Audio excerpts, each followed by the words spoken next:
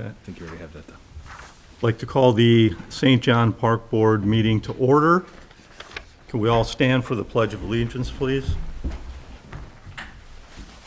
I pledge allegiance to the flag of the United States of America and to the republic for which it stands, one nation, under God, indivisible, with liberty and justice for all.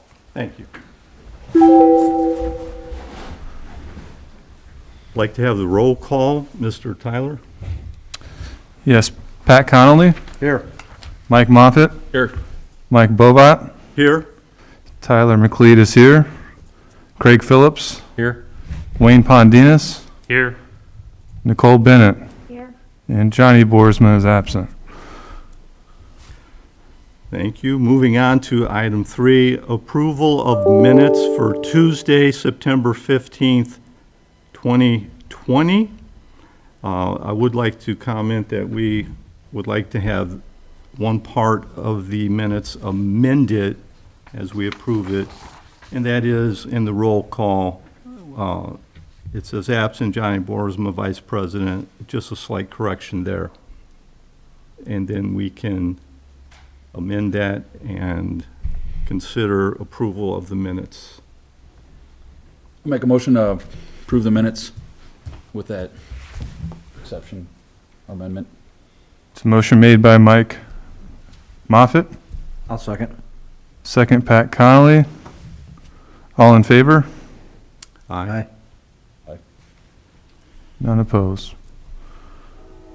Moving on to item 4, new business. Like to consider the approval, ratify the seating of the grading work done at Heartland Park in the amount of $8,220.95. So moved. I second. It's a motion made by Mike Moffitt, second by Pat Connolly. All in favor? Aye.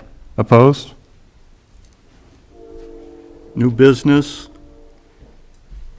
B, consider approval to purchase new bleachers at Heartland Park in the amount of $8,806.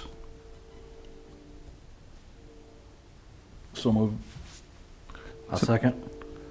It's a motion made by Mike Moffitt, second by Pat Connolly. All in favor? Aye. Opposed?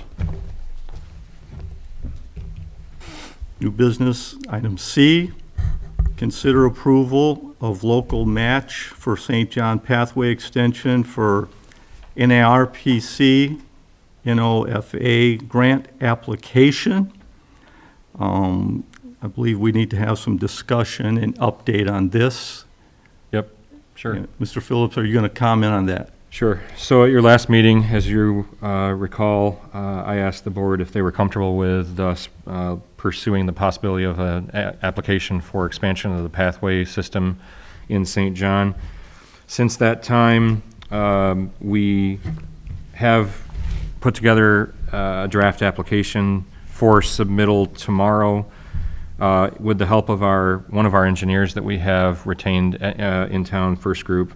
I'm sorry, American Structure Point, I stand corrected, to help us put that together. So we did preliminary scoring of the project and determined that it was competitive, meaning that we do have a reasonable chance of at least being competitive in the process, meaning that we received enough points to be, kind of considered one of the projects that could likely receive at least some level of funding. I previously sent a map, which I believe is in your packets, and I gave you a little bit clearer version of that. I passed out just now.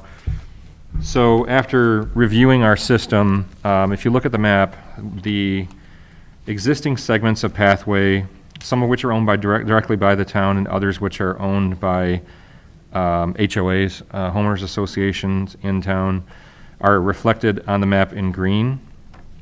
And then there are proposed segments that are part of this application process. One would be from so I'll start at the east and head west. One would be from the roundabout at Parrish and Joliet, or 101st, westward to the new intersection of Joliet and 96th Place, which is shown in purple on the map there, that little segment that runs up, you know, kind of between the tracks. Then there's the green segment, which is the existing segment of pathway that was recently installed as part of the 96 Place improvements that were made in conjunction with Shops 96 and some other improvements west of 41. There's a small, kind of hard to see, but there's a small yellow section that extends up to Joliet right there. That's going to be constructed with the road construction. Once the settling of the site to prepare it for construction is done, the road and the pathway will be constructed, and I think we anticipate that being done by late spring of next year. Then the other portion of the application would be to run a pathway from the intersection of 96 Place and Kyleman down the east side of Kyleman, which then becomes Hedwig Drive until it intersects with the existing St. John pathway at Homestead Acres Park. And then the third section would be a continuance of our pathway section to the west of White Oak Avenue, west to Saddle Creek subdivision, where it meets up again with existing pathways that were put in by homeowners associations. So this application consists of those three purple segments. It does not include the purple segment located up on the north end by 93rd. That is not eligible for funding. We did ask if we could seek funding for that, but because it's not part of what's considered a medium priority corridor with the Northwestern Indiana Regional Planning Commission, we couldn't apply for those funds. And then it's our intention to work with the county park system and the town of Schererville Parks to hopefully connect St. John up to the Pensy Trail, which is the trail that runs diagonally along the old Pensy tracks in Schererville and up to I think maybe it nicks the corner of Dyer and then up into Munster. The segments of that trail are currently built to Rorman Park in the town of Schererville, but they will be constructed all the way to from Rorman Park down to Clark Road. They have received full funding for that project, so that brings the trail relatively close to St. John. So in a future round of funding, it's our intention to hopefully apply for funds to make that connection, so that residents of St. John would have access to the regional trail system by way of the Pensy Trail. So that's the application geography, I guess, in a nutshell.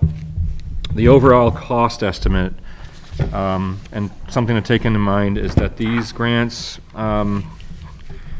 while they pay 80% of a project's funds necessary to construct a project, in order for a grant to be competitive, we have to commit to a 30% match. And so the numbers that I give you are based on a 30% match as opposed to a 20% match. There's, I can pass I've got a draft copy of the application that's to be submitted. I can pass around to you guys if you want to look through it. But if you look through this, there's a spot in here where it basically says, what is your level of overmatch?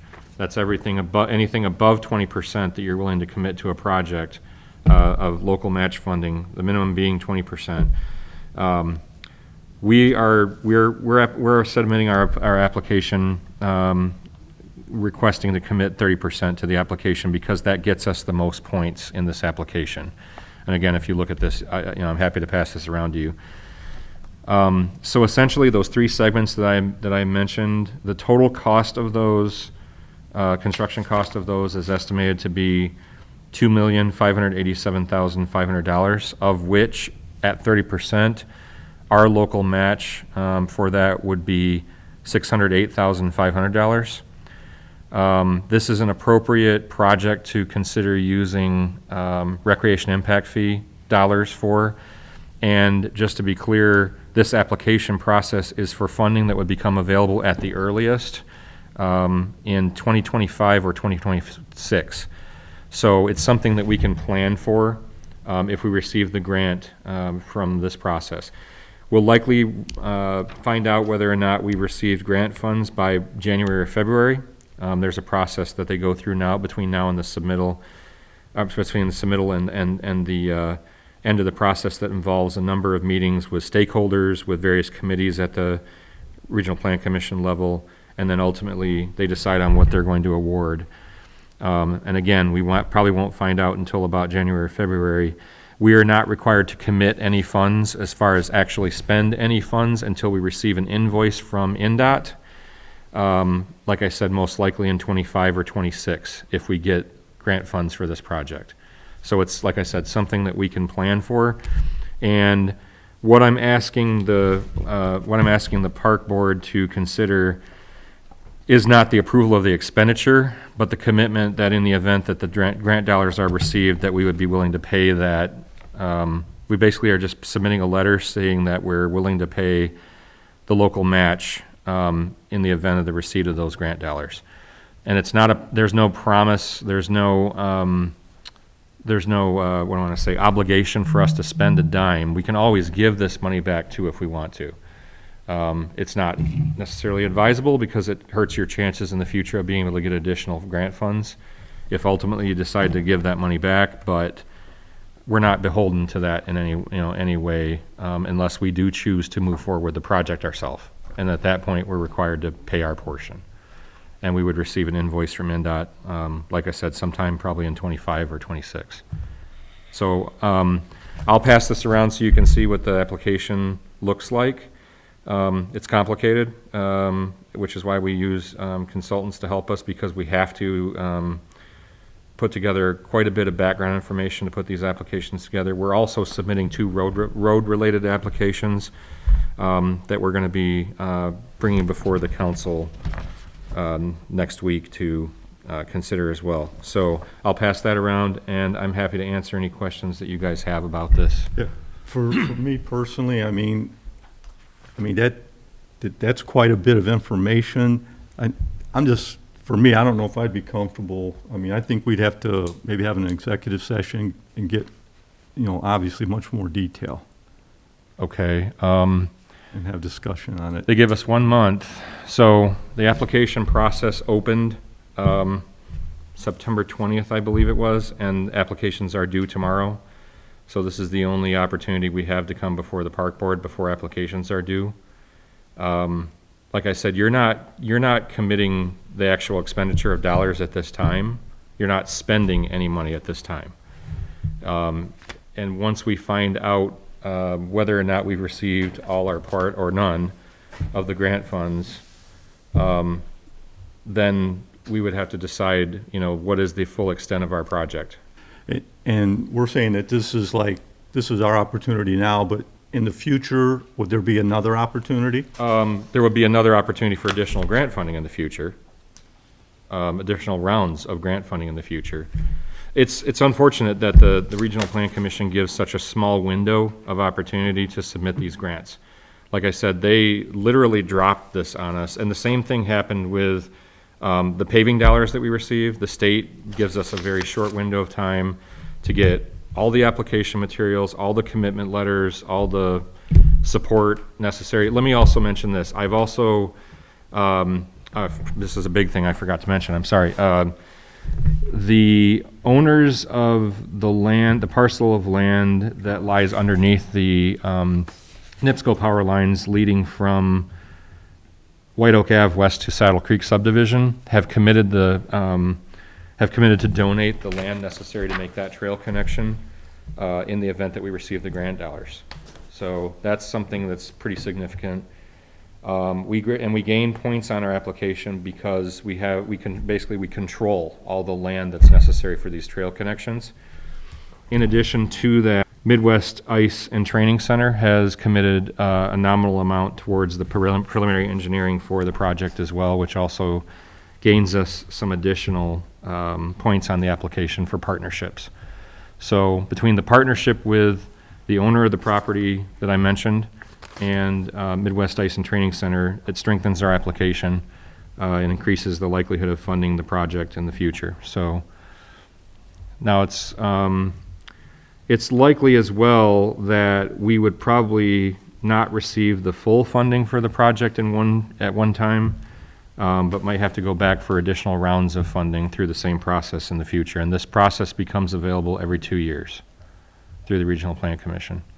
So if we don't take advantage of this opportunity, we'd have to wait 2 years, is what you're saying? Correct. And St. John has not participated in this program since, I believe, 98 or 99, somewhere in 97 or 98. So, and this same funding was used to construct the portion of the St. John pathway that goes from Homestead Acres Park west to White Oak Avenue and down to Midwest Ice and Training Center. So that link was built using these same dollars in this same program. But that was the last time that St. John applied for any funds through the Regional Plan Commission. And other towns around us are very active in terms of seeking these grant funds. Schererville in particular, Munster, Merrillville, Crown Point are all very aggressive in seeking these dollars and have done multiple projects over the years with these projects, or with these funds.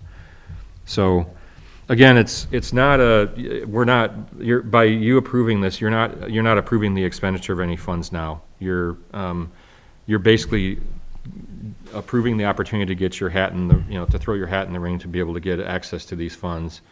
And then if you do get the funds, then we commit to those match dollars, like I said, in 25 or 26. It's something we can plan for. And obviously pathway improvements are something that would be a benefit to the community. So it's not like we're just trying to apply for funds just for the sake of grant funds. These are projects that would actually benefit St. John without question.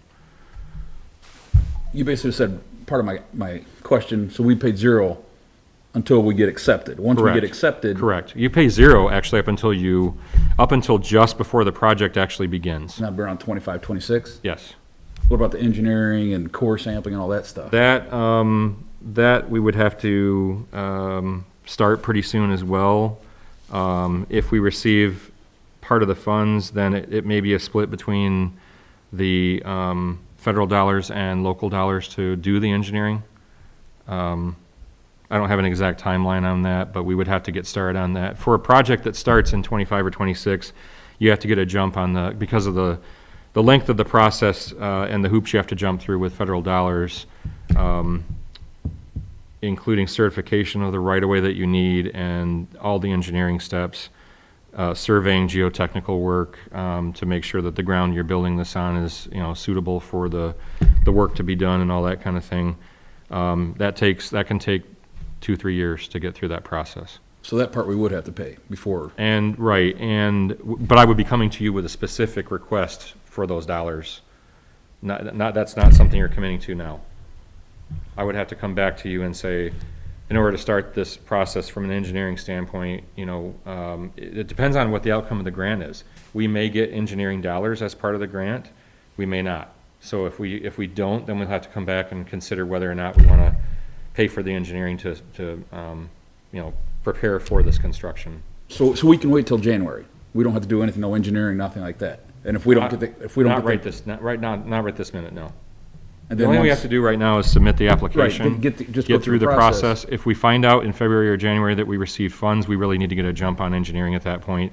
And we'll find out whether or not we got any dollars for engineering at that point as well. And then the flip There's a- side of that, if we don't get it. Sorry? We can just, if we don't get the grant, Then we don't do anything. we can just be done, we don't lose a penny. Correct. Not out anything at all. So this is only in the event of receipt of grant funds, and only, like I said, only due when you get very close to the project start date, and then NDOT sends an invoice for your project. But like I said, you can always choose not to do the project and give the funds back as well. Can you tell me who was responsible for the project in 98? I believe it was the town manager in conjunction with the park director. You're saying the park did it in 98? Well, town did it. The town did it in 98? I don't, let's see, when were our recreation impact fees enacted? I don't believe we had wait, we did, didn't we? They were enacted in 95 or 96. So it's entirely possible that match, local match in that case, was paid for by recreation impact fee funds. I'd have to look into that. Yeah. I don't know. When did we know that we had to submit everything by tomorrow? I'm sorry? When did we know that we had to submit everything I tomorrow? told you that at the last board meeting, and we've Okay. been working on the application since then. Yeah, that's the timeline they've given It us. just seems like a lot of information thrown, for me. It just is. seems like a lot of information thrown at me tonight basically kind of like handcuffing me saying, well, you got to tell me if I'm going to do it tomorrow or not. But again, you're not spending any dollars. I understand that. Yeah. But, you know, like Mike brought up, if there's engineering and everything going on, we're on the hook for all that money. And granted, we don't have to do it, Some of that money, yeah. but, and that we've had that problem in Prairie West Park. You dug, and then all of a sudden, now we ran into a problem where it was so much money per foot. And, you know, I don't know what problems we would run into in the past and whatnot, and then we're still Right. on the hook for that. We're spending the town's money for, you know, I mean, that's just the way I feel. Yeah, I just think I'm that, not comfortable right now. It's just, I think if we I'd go rather forward, look we have the into it a little discussion more about with it. some detail. We're gonna miss the grant opportunity if we do that then. Well, then why was this, if this started a month ago, we should have had a special meeting and somebody explain it to these gentlemen. You're asking them Right. to make a decision, and $608,000 plus boring and everything else, that's not right for these gentlemen up here to make that decision, and we yeah. gotta have it done by tomorrow. I just received the information myself. It takes a But while to then, put that you together. just came up with the figure of $608,500 minutes before they're gonna make a decision. And that's, Yes, and and if I I'm would've, not gonna fault you, but Yeah. that's not right. if I would've received the information sooner, I would've provided it to you sooner. So we just received that information. And then where's the funding gonna come from this? You had said impact fees, but there's other funds that we can use, right? What you're doing is you're committing, basically you're committing that in the future if you receive grant dollars, that you will pay for the local match using funds available, basically, and then you can specify what funds. Because I think you said impact fee, but. That's the most likely candidate, because that's what that kind of money is used for, is those types of projects. But now, let me ask you this, the grant money that we got for Founders in Prairie West, do we actually have that, and how much is it? We have, for Founders, it's 50% of the project cost from the DNR, so that's roughly $250,000. Of the total 500, it's a little bit more than 500 now because of the extra geotechnical work we had to do. But we were But we gonna received use- about $250,000, and all we're waiting on that for, as I informed you guys, I think I forwarded the emails to Tyler, and I think I copied you guys as well, informing us that was delayed only because of the consultation that's required there's a tribal consultation that's required as part of the DNR grant. But there's nothing saying that we don't have the funds. It's just delayed in terms of the actual grant agreement. Yeah, I just want to make itself. sure we have the funds, but then, We still do, as far as everybody is aware. like Pat said, we spent money on Prairie West for borings, and then we didn't get, And we then the weren't other- too right. diligent on getting the bids out. And then and then on the other side, the other grants, the community development block grants, we have that money. We have received authority to spend that money, but we can't spend that money until this DNR problem is figured out for Founders Park. And then on the Prairie West side, we can start spending money on Prairie West. We just have to put that out. And to I know bid. that got put And we are on- working on getting that ready to go to bid. Right, that got put on hold a little bit, but it's amazing if we would have done our due diligence and got that done and not procrastinated or whatever, however, been so slow. It's amazing that yesterday Schilling Development was doing the blacktop, the final coat for the Continental, and they could have just went right across the street and probably saved us some money on mobilization and everything, and that would all been done. Well, if they were willing to donate that work to the town. Okay, and they then might have yes, been- we would absolutely right. be able to do that. But any work that we do, as you know, is subject to different financing rules and right. financial rules and bidding or, quoting or bidding or whatever. And unfortunately, because of the cost of that project, we have to bid it. And there's no way around that, unfortunately. So, and along with bidding comes all the specs that you have to put together and engineering and all that kind of stuff to, get an even playing field for bidders to be able to respond to. Because there was going to be, that was going to be like a $267,000 project. Correct. And then 12,600 in that neighborhood was going to go for a handicap parking there. And they're going to move the trail and then redo the trail Right. because of the parking lot was going to take part of the trail. Right. So, and I just shake my head why it never got done. It should have been done this year, but I get it, it's, But on the founder's side, yeah, we still, as far as I know, we still have the grant, yes, we still have that grant money. It's just delayed in terms of our approval to spend it. And we're waiting any day now to hear back from the DNR that hopefully they have scheduled the consultation with the tribal entities that are involved in that process, so.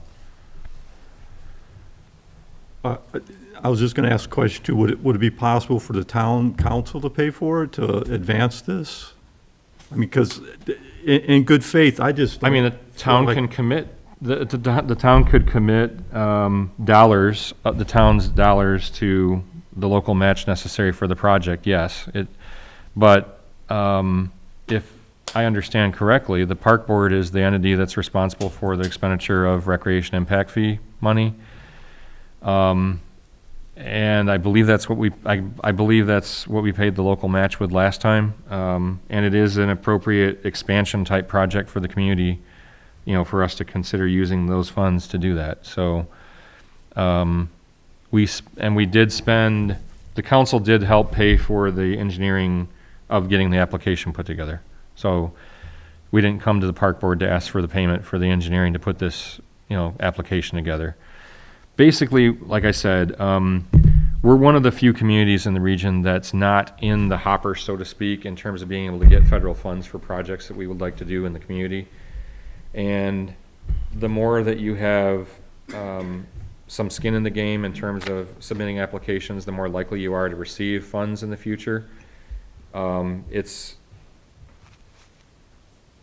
like I said, you have to wait another 2 years to apply for these same funds. Well- And then it would be for 2027 to 28. It's every year, every 2 years, it's for a block of 2 years of funding that is 5 years out. So that's how it works.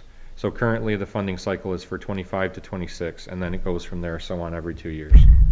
And I understand that, but if the town council would be willing to do that, I think that's something that would give us a window to explore, and we could, dig into Well- this a little bit more, and maybe we could work something out on the back end, perhaps, I don't know. I don't know if the town council can commit recreation impact fee dollars to the match. Well, I don't know where. The other thing I money want, would the other come thing I from. want to let you know The impact is, fee, that's the park money, yes. yes. So that wouldn't, yeah.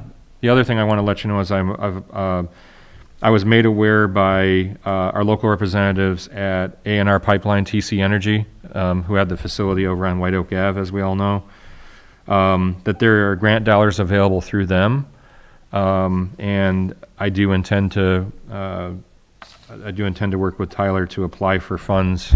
You can receive up to $100,000 through their grant process as well. That would help offset some of the town's requirements for local match. So that's a source of funds that's also available. Whose property is it? Is that their property? It's just north of their property. So it's that swath of land that's underneath the power lines. It's owned by a trust, and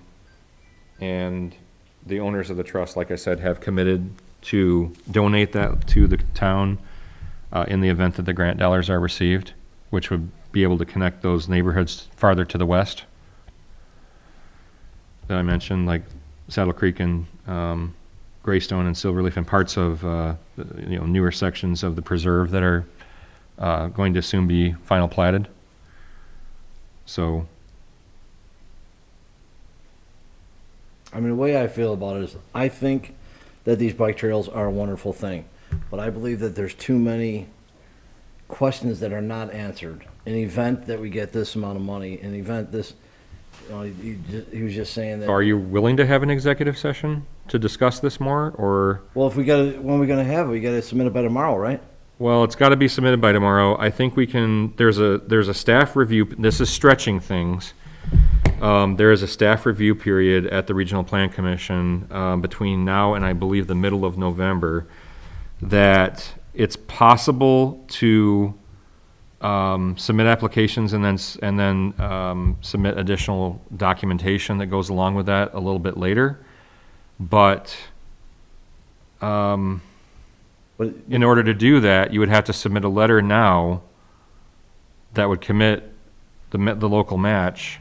And then, I guess what you could do is we could discuss it and understand it more. And then if you're not comfortable with it, we could remove that application from consideration.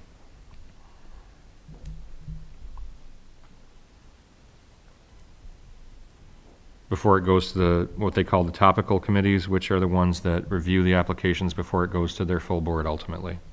I'd like to recognize Town Council President, Mr. Swets. Thank you, sir. Mr. President, I am the representative to NERC.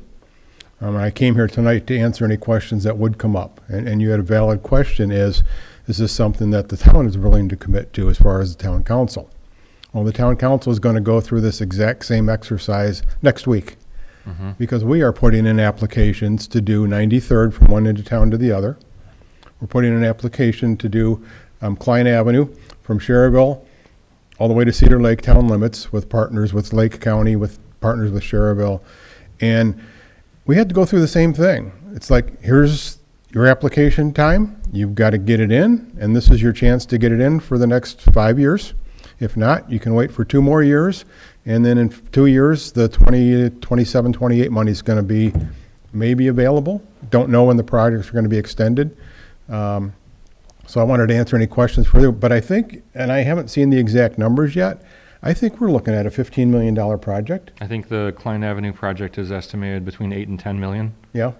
And then the 93rd Avenue project, I don't have the number in front of me on the 93rd, So anyway, but the it's town council is 5 going to million-ish. do the same process with about $15 million worth of grants that we're asking for, and the opportunity to get a 30% to 70% matching funds from the government just does not become available that often. And this is a great opportunity.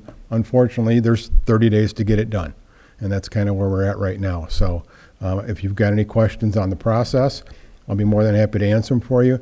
Craig has talked about scoring, how you try to get other partners, how you try to do other things to get a higher score. Because what happens is everybody applies for the money, and there's a pot of money. And whoever has the highest scores gets first pick out of the pot of money. So if you don't score well enough, you may never see that money. So a lot of it depends on how much money is going to be available. And if it comes 2025 and we've got an application in, we may get approved for the whole project. We may get only approved, there might only be money for half of the project, in which case we can do part of it and then we can follow up. Hopefully the next year we'll get the remaining funds and things like that. So what we're committing to right now is 0. What you're committing to in the next 12 months is probably 0. You may find out in January or February that you've been approved, and you need to probably get a year, maybe 2, to get the engineering done. But if you're looking at money in 2025, that means the engineering you can push back probably until 2023. I had a question for you. Yeah. If you guys are gonna go through all this next week, why is this section falling upon the park board rather than falling upon your guys? Because this is a trail money, this is for trails, and trails are the park department. Okay. So it comes to your money rather than our money. We're taking care of the roads, you guys are So responsible for the that's road trails. money.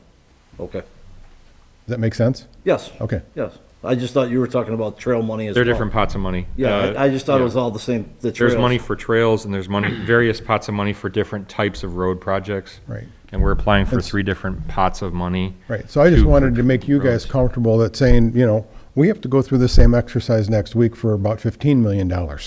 And we had 30 days to get, You guys have a little bit bigger pot of money than we do. And that's the only thing that has me nervous is we're saying it's only this amount, but just like the boring sample, we had to pay a lot of extra on that. That's true, but- That's why, I love the trails. I want trails bad, but I'm Right. just a little, so Thanks. let's just say you get approved for the whole funding, okay? And you get to the point where it's time they say, okay, we're ready to fund this thing, ready to get started. Give me your money. You might decide, you know what? We're going to eliminate one of these phases, one of these sections. I think there were like 3 sections or 3 purple sections. If you decide you only wanted to do 1, you can do 1 and not take the money for the other 2 and not have to spend the money for the other 2. And you don't have to make that decision until 2025 when the actual invoice comes for the entire project. That make sense? Okay. Well, I know that, like, if you we're having the town council meeting and the information was presented to you and you had like to make it instantaneously, I think that would take you back a little bit too. I would agree. That's kind of where I'm at. I mean, I'm not happy that we only had 30 days to Right. put an application together for millions of dollars of funding. It's not fair to communities, but it's the reality that, if you want access to these kinds of funds, Right. and he is our representative to the body that we're talking about, and, they're not notorious for making this easy. They give a very short window of time. I mean, I mentioned our community crossing grant program, exact same window. Our application, it became available almost on the same day last month, and it's due this Friday. And there's a whole bunch of information we have to put together, and the town has to commit to 50% of the funding, necessary for that. So it's also a big pill to swallow. And until the consultants or the engineers get done looking at this thing and give you an estimate, we don't know what the estimate is. I certainly couldn't look at a trail and say, oh, yeah, that's $1 million worth. That's what you have to look at the consultants for, and that's what Craig finally got the numbers for, so. Well, I think initially when the 30-day window opened, we should have been notified at that point. That I did at your last board meeting. That's what when I asked you if you were okay with us seeking application for this project, that was my notification to you that this grant process became available. Was there a deadline that? And I explained at that meeting at that time, the deadline was October 21st. And I got another question. Is this part of our 5-year plan? I don't remember doing that 5-year plan and It's throwing this in outside of there. your 5-year plan. It's going to be in a future revision of your 5-year plan, because it starts. Well, I don't like the whole idea of doing this all at once, just in one night, and it's like a one-night stand, that's it, let's get it over with. I don't think it's right to these gentlemen up I know here. it's not, and it's not me. This is not me. This is the situation that exists with regard to how you go about trying to get these dollars. So this is not an issue of, we waited too long to apply for this and it's the last minute. That's not the case at all. This window is very short, and this is, our opportunity to access these dollars. For example, Cherville has gotten multiple millions of dollars for their trail system in the same, using the same pot of funds over the course of many, many years, but they had to basically throw their hat in the ring in order to get those funds, and they've successfully gotten those funds many years in a row. And why is the park department responsible for this? What about developers? When they did Saddle Creek, I think that developer put in trails. So, I mean, why don't we ask some of the developers? There are no developers for the segments that I mentioned. These areas are. Well, the one section, a developer owns, yes. Correct, but it's not part of a subdivision plat, and it's pinned in between existing subdivisions and property owned by A&R. The other one is existing road that's already been platted and subdivided. And then along Joliet Street, that's an older segment of town where it's a combination of platted subdivisions and older, just homes that are established along Joliet that aren't maybe aren't part of subdivisions. There aren't other direct opportunities to put these trails in. There's no land left to develop along those segments. And we are seeking other project partners, and I did mention, for example, that we are trying to see if we can get that grant from A&R, which could be substantial, and they are interested in helping support us. I had conversations with our local representatives for the company, and, they're interested in supporting us on the application if, we meet the criteria necessary for them to consider it. When did you start talking to A&R? Earlier, late last week. But they don't have dollars to commit to the project today. They have a grant process that you have to apply for. And then, I got the information from them. So When I found out that the scoring indicated that we would get a higher score with identifying additional partners, I contacted A&R, in addition to contacted the owner of the parcel where the path could be extended to the west. So we're kind of rolling the dice, hoping that they say that they're would be partial to helping us out, but we're not sure if they are or not, because they're not committed yet. Who isn't? A&R and whoever you spoke with. Well, we have to apply. We have to submit our grant application to them. That's where I feel uncomfortable with making a decision by tomorrow. I mean, Well, but you would know, you would know relatively soon if you get the money from A&R. In fact, you might know from A&R sooner than we would find out from NERC. I would like to know before I made my decision on spending $608,000. But you're not I don't, I understand what you're saying. how can I I'm not committed to rephrase? do Making anything a until a year commitment. down the road and whatnot, but just the way I would it just like to is. say that Jerry, with respect to you and your comments, very insightful, appreciate that, and you also, but for me personally, I think, in good faith, we're looking at this specifically as a park board. We've looked at so many other things that we're contending with, that we're trying to accomplish, and in the big picture, in good faith, I can't tell you how that fits in right now at this moment. I cannot. I just wanted to be here to answer any questions that you may have as far as Understand the that. NERC project goes, that's No, all. and I respect that, and I thank you for that. But for me personally, I would recommend that maybe we just table this. That's, There's no tabling. It's either we apply or we don't. well, I mean, we can table, There's no, I mean, the application has to be submitted by tomorrow. So if we choose to table this, then we miss the application deadline. Well, you and- said there's something about a letter. Well, the letter, yeah, if you commit, so, okay, what you can do is you can submit the letter saying you commit, but you can always rescind it. But basically, you don't have an opportunity to even apply if you don't commit to the match, the local match necessary to be able to do I'd like that. to recognize the clerk treasurer, Beth Hernandez. Thank you, Mr. Bovat. Okay, so if I understood you correctly, engineering fees or costs would begin next year? Possibly. If we find out the grant money is awarded to us, we would want to get started on engineering either next year or the year following, most likely. So it would, in a sense, impact their 5-year plan because they haven't planned for those engineering costs, correct? Correct. So would there be consideration from the council, if you want them to proceed with the, approving the submittal of the grant, maybe an in-between would be the council pledging that they will pick up the cost of those engineering fees? Absolutely, that's an option. And then you're not really out any money until you find out what you're allotted for the grant? So technically, you would be putting out money for the engineering costs next year and saying, I don't know if we're going to proceed with this grant. So you're out the money for the engineering costs, whether you proceed or don't proceed with the grant. So I don't know if the council would give consideration to picking up your engineering fees, and then it gives you a little bit more room to discuss the project, if that makes sense, and then you're not out any fees. And you're not out anything anyway regardless because you're not spending anything now anyways. But it's still contingent on the council saying that they'll use funds that they oversee to pick up those engineering costs. Because right now, you're being asked to pick up the $600 and some thousand potentially plus engineering fees on top of it. And then the Actually, that's included. Engineering fees are included in that. you're certain? That's the total cost of the project. And how including- much of the $608,000 is engineering fees? I passed it out. I'm not sure if it's detailed in there. Typically, it's 10 to 12% of the project cost. And what happens if we run into problems like they did at Prairie West Park? So roughly $250,000 to $300,000 would be engineering fees for a project of this size,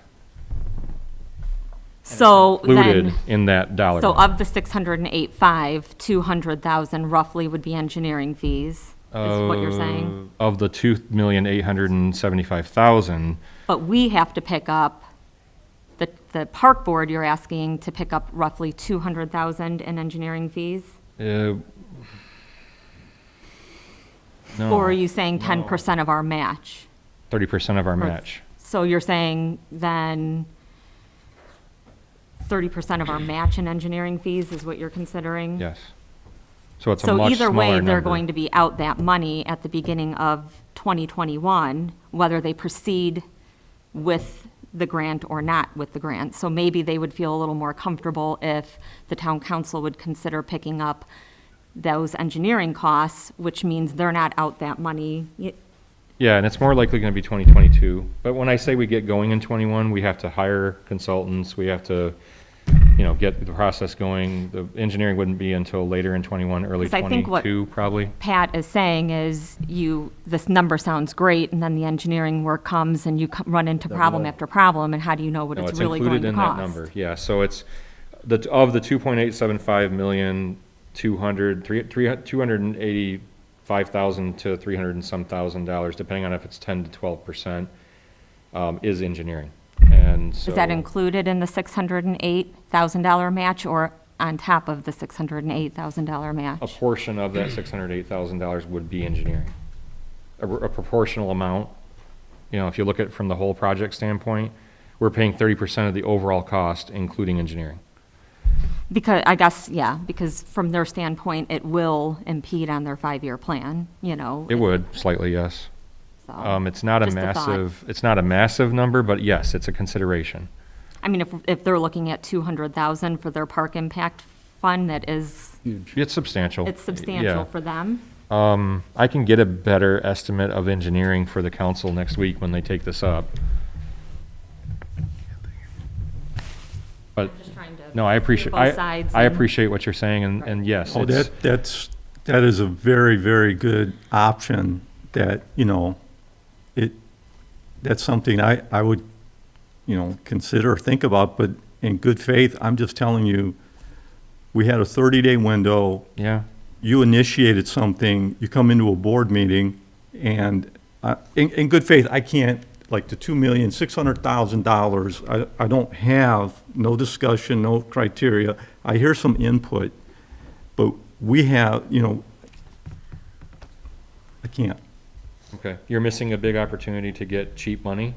You missed a big opportunity no, by not communicating I and did talking. communicate, please don't paint that picture, because I came to you at your last board meeting and expressed an interest in applying for these funds. And we were the ones that kind of encouraged you to do that also. Correct, and I was for these segments of property. But when you get the information, Craig, you can't come into a board meeting and say, hey, I need a decision right now. I realize that, and it's not because I decided to hold this information to the last minute. This is the reality. I'm just telling you. The engineers have to put these estimates together. That's not how I can operate. And I'm not speaking for everyone. Mike, if you have a comment, or Patrick, I'm with you. I mean, I'm almost like, if it's a no loss, we're losing money, we should at least try it so we don't lose it. We have time to talk about it. And you We can get always a month pull down your the road and we're like, application. You know what? We're tanking on this. You can always pull your Back out. application as well. That's the only thing, because I do see the window, and I've been part of the trail, I've ran for years, I haven't ran a couple years, but I see the part of the trails, but locking up 600,000 is a lot. I mean, that's why I said, I'm totally on the fence. I'm like, and again, I'm not here to throw stones or anything like that. I'm new, and I'm learning. Ain't been on the park board that long, but you've been doing this. This I've is been doing park projects like this, or trail projects like this for many 15, years. 20 years. Plus, yeah. This is something you're very experienced Yeah, with.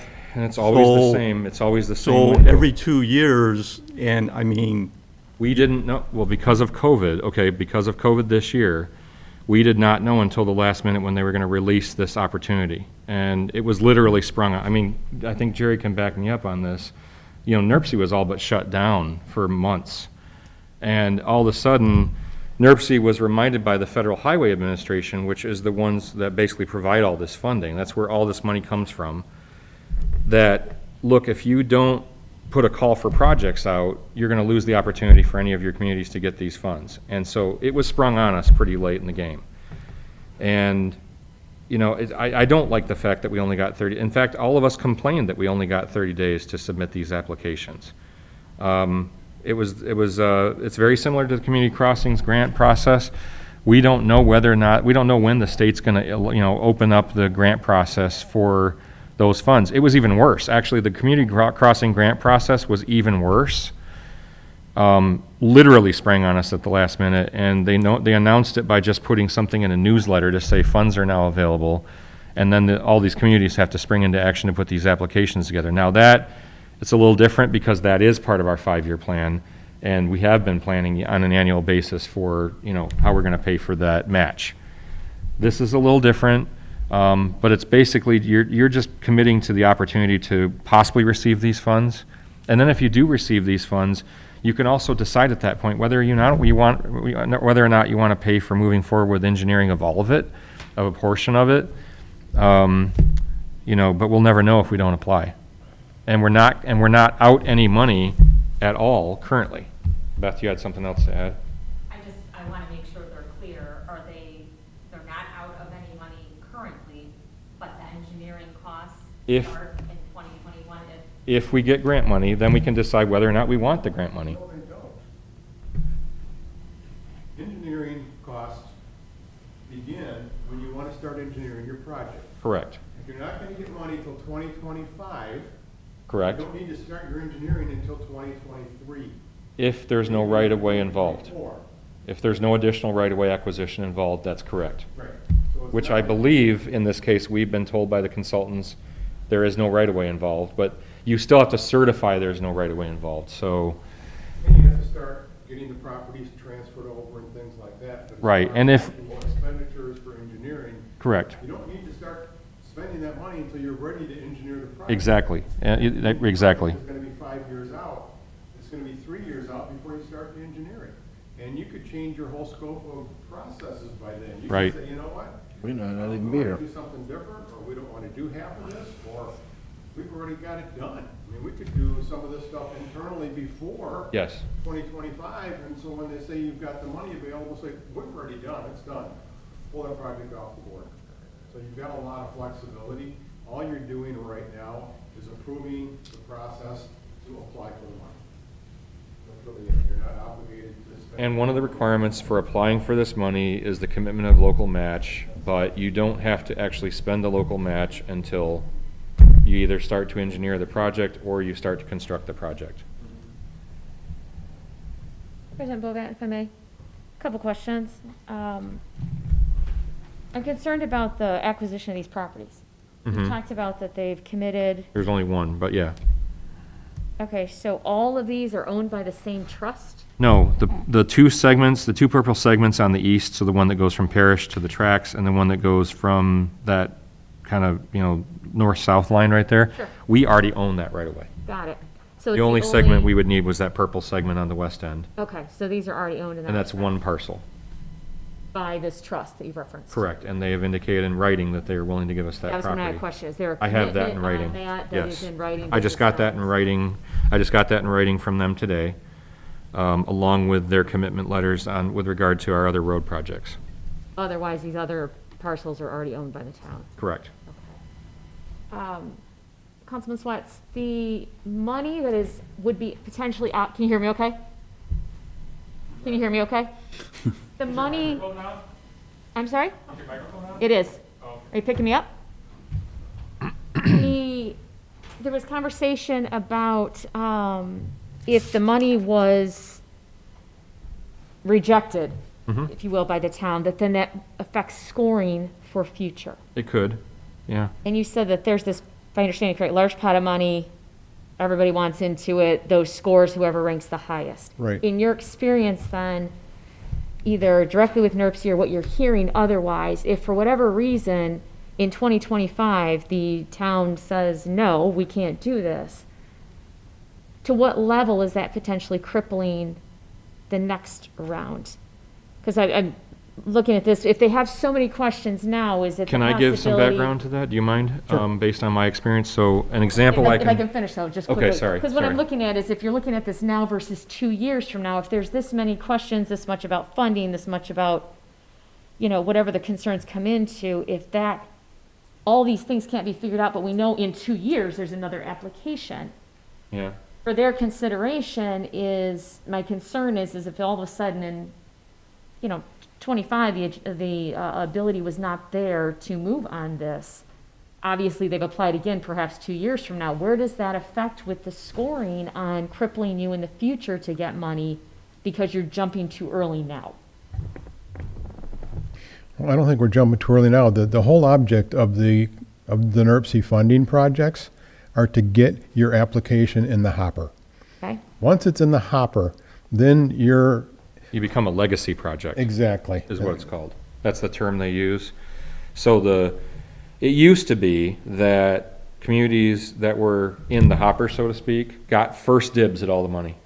Okay, so Or that cycle, the next cycle, That as long cyc- as they stay in this as long as they stay process? in the cycle, they got first dibs to try to fully fund the rest of their project, or get a good chunk of their project funded. Case in point would be Munster, town of Munster. It's taken them decades to get the funding necessary to do the 45th Street flyover. I think since I've been involved in Northwest Indiana NERC meetings, they've been trying to get money for that project, and they've been getting it from, they've also gotten earmarks from the congressman and all sorts of other things previous to that. But it took them many, many, many grant cycles to get the funding they needed to, to be able to finally do that project, which I believe they've started some of it, and it's still ongoing. As far as what happens if you turn the money back, one example that I know of is when I first started working for the city of Michigan City, we wanted to apply for some NERC funds. And previous to that, the mayor previous to that decided to give back $1 million worth of grant funds that were received. Okay. And other communities essentially blackballed them when it came down to the nitty-gritty negotiations face-to-face. When we try to, basically what happens is we get into a room as stakeholders, and that's like representatives from all the communities. We all get into a room and we try to figure out who's going to get this money, and it's a bloodbath. And when literally, it's a bloodbath. I mean, some of these communities argue with each other, get into arguments with each other, borderline fistfights over this money. And, when you're trying to convince other communities to side with you, having good faith in terms of being able to use the funds properly in the past is a big deal. And so, but that being said, now if we apply for this and we receive commitment of funds for 25 and 26 or 26, we can still reapply in 2 years and get additional funds for those, for The next 2 years. Right, exactly. And start, not, I don't want to use the word stockpile, but build up the funds necessary to do the project in phases. And so it could be that we only get, we might find out that we only get $100,000, this time around. But then when we go to apply for 28 and 27 and 28 money, we'll have a higher likelihood of getting more money at that point than if we had not applied this time. Well, also, if you get approved and say you only get half of your money in 2025, the other half still sits there Right, until the next project, until the next batch of money comes. right. And then, since we're already been approved and we already have some funding, we become legacy, so we get the money before anybody new comes in. So if we wait 2 years to apply, that means everybody who applied this year Right. can get their money prior to us getting any money for the next project. And that's the current situation as well, because one of the scoring criteria that you'll see in the document is legacy projects. So I saw that. everybody who applied for these funds 2 years ago, they get, I don't remember what that bump is, but it's on that sheet. There's a huge bump in points, 25 points or something like that, out of a 100-point process. Is there a decrease, though, if you send the money back, if you Well, reject there the would be, money? there would It be, doesn't, a- it's not a decrease in score, it's when you get to the negotiations with this, when you get, Got it. Well, in the you- room with 35 other communities. you could lose some of your score if you decide to pull some of these projects out. For example, if you've got a partner in the project, say for Yes. example, the 93rd Street corridor. We've got Sherrville that's committed to being a partner all the way on the east side of town, because they've got a little section there. Well, if we decide not to do that east side of town, You lose that we partner. lose their partnership, which would then, we would lose those points Okay. as far as future getting money for this process Yeah, goes. that's correct. So if I'm understanding you correctly, it's more the build that's the incentive Yes. versus the disincentive or the damage to the community if you reject the funds. The only damage comes when you're in negotiations and you're in that room, or in this case, it's a Zoom meeting. Quite often, though, communities complete projects that they've asked for funding for prior to getting the funding, and they just handle it on their own. For example, we might have 3 sections that you want to do in this project, and we would apply for those. Maybe we get to do 1 or maybe even 2 of those with grant money from another project, whether it's through the pipeline or whether it's another project. We can just pull those 2 projects out then. Right. So Right. you don't I'd have like you to to. finish your story, though. You said there was a bloodbath, and when they try to give the money back, what happened when they So try to what give the happens money back? is, you can get a black eye with the other communities if you didn't use your funds. You're like, oh, well, you didn't want your funds before, why should we consider you now? It gets nasty. There's 35 communities That's- What- all vying for a small pot of money. What specifically happened when they tried to give that money back? Okay, so Michigan City's case, Yes. when I first started in Michigan City, we gave back $1 million. Not we, but the mayor decided prior to that to give back $1 million. And it tainted the ability for the city to apply for the funds for a couple of years. It kind of messed us up for a round, and then we had to come back a couple of years later when there were fewer people in the room that still had had a memory of the fact that that was an issue back then. It's when you get into that negotiation process, another thing we want to do is, when we get into the negotiations, which are called the topical committees at NERC, we want to make sure that we have other communities there that are willing to vote for us in the event that there's a tiebreaker and things like that. So it just, having a cleaner application and, So we might hurt, if we vote tonight to do this and we get money, we might in the long run be hurting St. John to work with other communities in case we give the money back that we don't use. the only time I've ever seen that happen is if you give all of the money back. But again, it takes so long to get the money for these projects, it's unlikely to happen. You actually wouldn't be given the money back, you would just pull that project from the list. Correct, and then the money would go to another community. Once they've given you the money, and then you need to give it back, that becomes an issue. But if you pull your project out before 2025, when the money shows up, you're not giving the money back. That's not gonna be an issue. Okay, because I'm trying to, there's so much being thrown. I'm trying to understand his stories and It's the truth, complicated. what's gonna happen, there's, When are you in the room doing that, once the money I comes? believe the stakeholder process begins in December, if I'm not mistaken, December, January. Because of the holidays, it might push into Oh, that January. happens now, though, prior to the award. Oh, yeah, yeah. It's not once. Yeah, what'll happen is, okay, so what happens in these meetings is they take all the applications and the staff so we give ourselves, you'll see on that sheet, we give ourselves a score, the staff gives us a score, and then basically we go and we defend ourselves in front of all the other communities that our score is valid.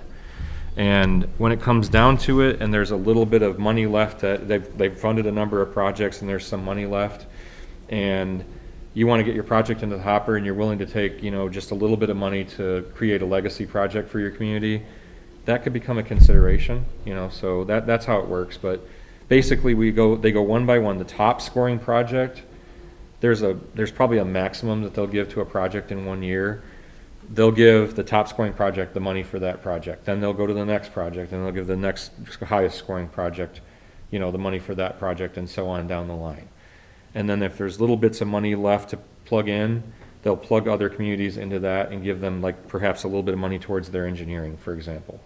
I've had projects in the past where I've received what's called preliminary engineering, PE money, instead of the construction money, but it got me into the hopper so that the next time the grant came around, I was able to get the construction money. Michigan City is currently applying for the next phase of what's called Singing Sands Trail. They've built 2 phases of it, and they're now applying for the 3rd phase of that, and they only got about $800,000 towards a $5 million project in the last grant round.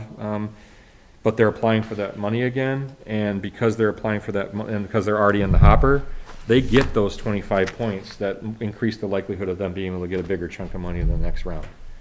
So it's very complicated stuff. I understand it pretty well, and I apologize if I'm not conveying it in a way. It's a lot of information I'm throwing at you, and I understand that.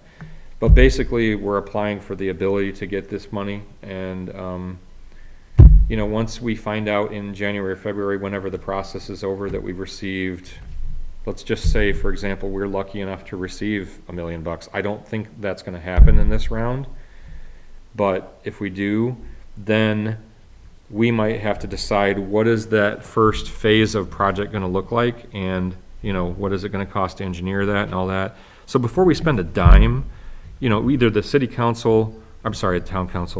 town council, or the park board, has to receive a request for approval of that engineering money. So you're not spending anything yet, and you wouldn't be spending anything until we know whether or not we receive these grant funds or not. Would the town council consider paying the engineering on this in 23, 24? I don't know, our 5-year budget's pretty well spoken for as well. And I'm only 1 vote, so I can't speak for the council. Consider bringing it up at the meeting, or? I guess it would depend on what the engineering costs were gonna be, and depend on where we were in the budget at that time. So, yeah, we may have to find out that, you may get to the point, it's like, yeah, we're not gonna be able to fit this into our 5-year budget, and then pull it out. Yeah, Once you I mean, that apply for happens. it, you can pull it out. If you don't put it in, you're not gonna get it. You know, that's really the key. It's really the key, because the engineering part of it, it's a couple of years off before you're gonna have to spend any of that money. What's mean- the time frame to use the grant money once it's given? Typically, it has to be obligated by the end of the program year. So, okay, so it's a federal fiscal year, so it starts in July, I believe. So if 25 funds are granted, then they become available in as early as July. And they have to be obligated by the following April, meaning you have to have a contract in place, construction contract or engineering contract, whatever the money's being used for, in place by the following April at the latest. If you don't, then you lose the funds. They're obligated, then when do they have to be spent? When it could be, Then they're pretty flexible as long as it's within a contract period, within a specific contract period. Obligation means you have a contract, and the contract is clear about when the money needs to be spent. so that's how you're linking them from 1 year's grant or every 2-year grant with that. And it's every 2 years is just because they're asked by the Federal Highway Administration to program 2 years' worth of funds. So they have received authorization from the feds to program or allocate 2 years' worth of funds, those being fiscal years 25 and 26 at this time.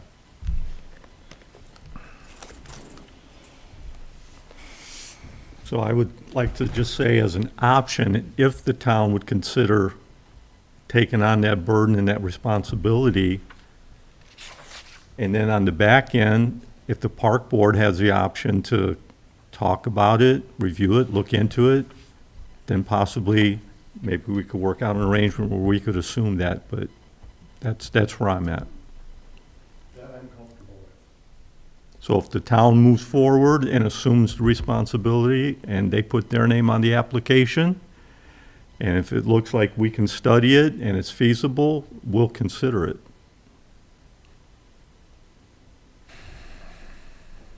Are you willing to submit a commitment letter now and have the ability to rescind it?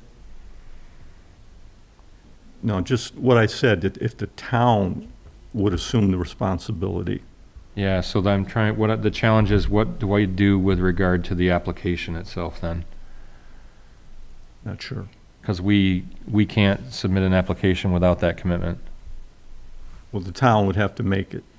I can't ask them to make that until the 28th. So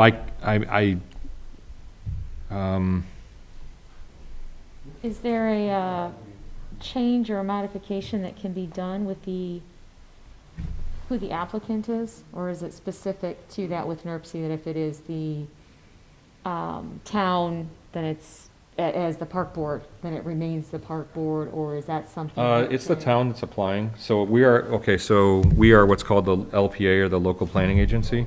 So the town is the entity applying. Okay. It's the commitment of the funds that come from an entity that, That is what's laid out in your application, yeah, is where the funds are committed from, so it's not, correct. along with Mike's saying, that it's not a situation that has to be even allocated from the town if it was coming from the council of what fund was going to be paying this.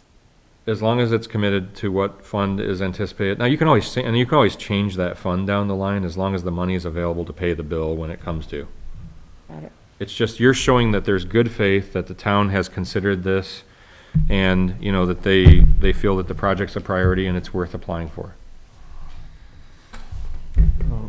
Could the application be rewritten, not so specific to which fund will be committed? Is that what you asked? We could say town funds. So We could town commit funds. town funds. Which doesn't put you on the hook for the park impact money? Believe that's the case. I need to verify that, but I think that's the case. That was my concern, is that Okay. if it was applied I for by the think- park board or as the town, and then putting out is that those park fees are used for. I believe that's correct. I think it's just a commitment letter from the town. That NERC allows that interchange at any point in the process, and that's what he was thinking, is that as long as the money comes from some account. Because I haven't been a part of many grant processes, but I wasn't sure either. usually it doesn't ask you specifically which fund you're committing with. No, it's just that a you're commitment of committing funds. funds, period. Correct. So that Is would it far give more open Correct. to other possibilities if that, of funding the project and further discussion between the park board and the council Correct. on any partnerships or Correct. different funds being used Sure. or long-term goals,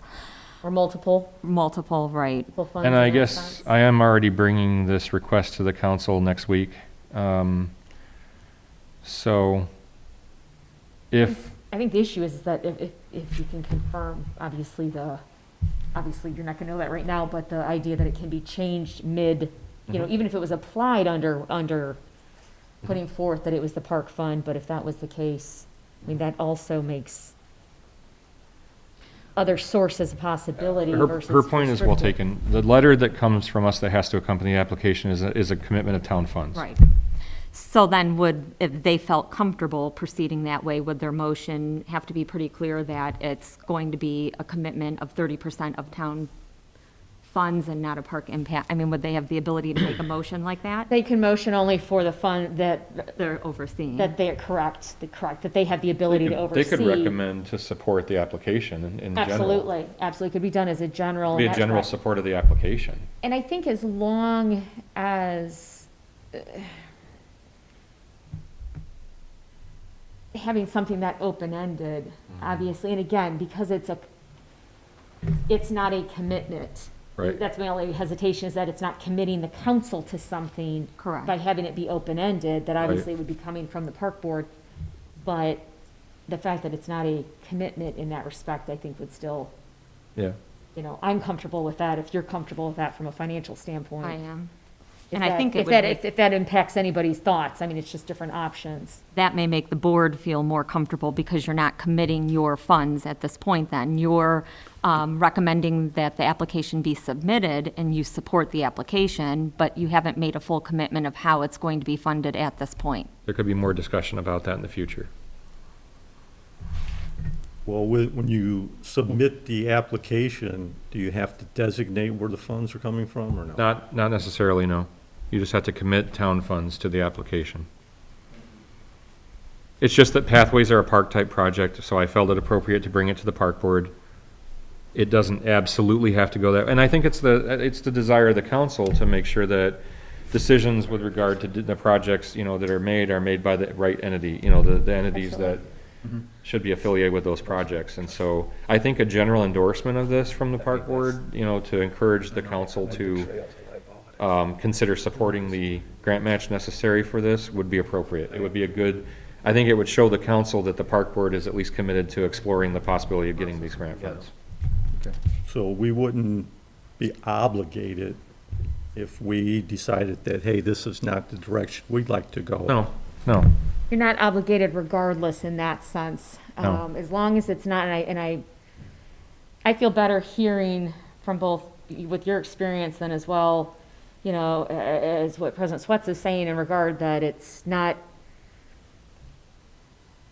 going to inhibit or prevent the town as a whole from potentially getting money later, 2 years, beyond this, if for whatever reason this money was rejected. My concern is that you're Right. making a Right. decision here that impacts the council, the community, the town in general because of that one fund commitment.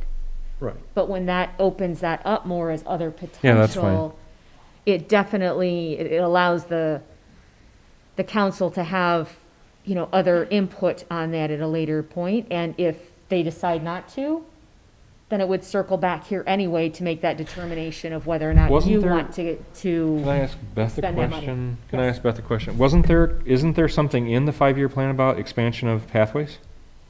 The 5-year plan, so I know one of the comprehensive plan, it takes a look at the east side and the east side deficiencies. Yep. So I believe in the 5-year plan, you have a little bit of, it's in the gates, I think, completing a, Park or a and, trail near that soccer field in the gates. Right. And then I know when Gates East comes, there's gonna be some connection that way as well. But I don't think that there's anything. I thought there was a St. John pathway. And they talked about some maintenance of existing bike paths or trails as well, because I don't think anything's really been maintained up until this point. I mean, that's another thing you always have to think of, right, with infrastructure, is how are you going to continue to maintain it? Yeah. So there's some built-in costs of maintenance. Tyler, was it 150,000 for next year? Yeah, 150,000 for trail maintenance. And that's just the existing trails, correct? That's correct. And then there's an additional 150 for the expansion of the trail that Beth mentioned around the gates, the soccer fields there. So with all these trails coming in, do we have a ballpark figure of what the number would be on trail maintenance once all these trails are all built in St. John? You know, 'cause now you're talking you said 150,000 plus another 150,000 for the gates. So if we build more trails and whatnot, and don't get me wrong, I think it's a great idea, but I just think there's a lot on the table right here. And so that's 300,000 just for maintenance. So we build more trails, let's just say it's another 150, we're talking close to $500,000 just for maintenance on the trails. I don't know if we've put This is anything in since after. 1998, though. I'm sorry? I don't know that we've put much in since 1998 on maintenance. There's a lot of deferred maintenance. What's that? I didn't hear. There's a lot of It's not an annual deferred fee, right? maintenance. Yeah. Well, that's what I'm saying, like, if we didn't put a lot in, that means that we gotta bring more things up to snuff, before we even build more stuff. Well, that's why I think it's very important, like you're saying, Patrick, that we can encourage the town council to assume the responsibility for the application, knowing that on the back end, we will consider it. Yeah. Doesn't mean that we'll commit anything to it, Yeah. but we're open to consider it. Correct. Yeah, that's fine. We can always have further discussions about how we would fund something like that in the event that we get the grant dollars. So how do we go about that? Do we make a motion, what he Well, said? but just to clarify, though, if you're inclined to motion to approve this, it would be to proceed with the application, to recommend or to, support the town in the application. There's not obviously the time for that approval to be received from the council. So if your motion is in putting out there, it's just a support to the town council to do this, you're essentially denying, you're rejecting the project in that respect. Because there's not the ability to go before the town for approval of the contract before tomorrow's deadline. Just so you're, Well, and determining what you want to do from a motion perspective. If your intention is to proceed with or to proceed with the application or to not proceed with the application, but for purposes of a vote here, that is what I would advise to is pretty much your two options, because otherwise anything less than that is essentially denial of moving forward with the project or moving forward with the application. So I feel like I'm at a slight impasse, so we can support and vote to move forward with the project, With the application. with the application, without being committed to any funds for engineering anything. and encourage the That's- council to consider approving the match necessary to submit the application. Well, but if your deadline is tomorrow, there's not a We can, council okay, meeting okay, to yeah, approve no, no. funds So for we've that. spoken to them, we've spoken to NERC about the fact that the town council meeting is next week. Okay. And we've gotten approval, if you will, to submit that actual letter late in the event that the town council approves that. So I think we could do that with this one too. That you could submit the application tomorrow and then add this supplemental letter as. Correct. We specifically spoke with them about, and they know that this is the case for a lot of other communities too.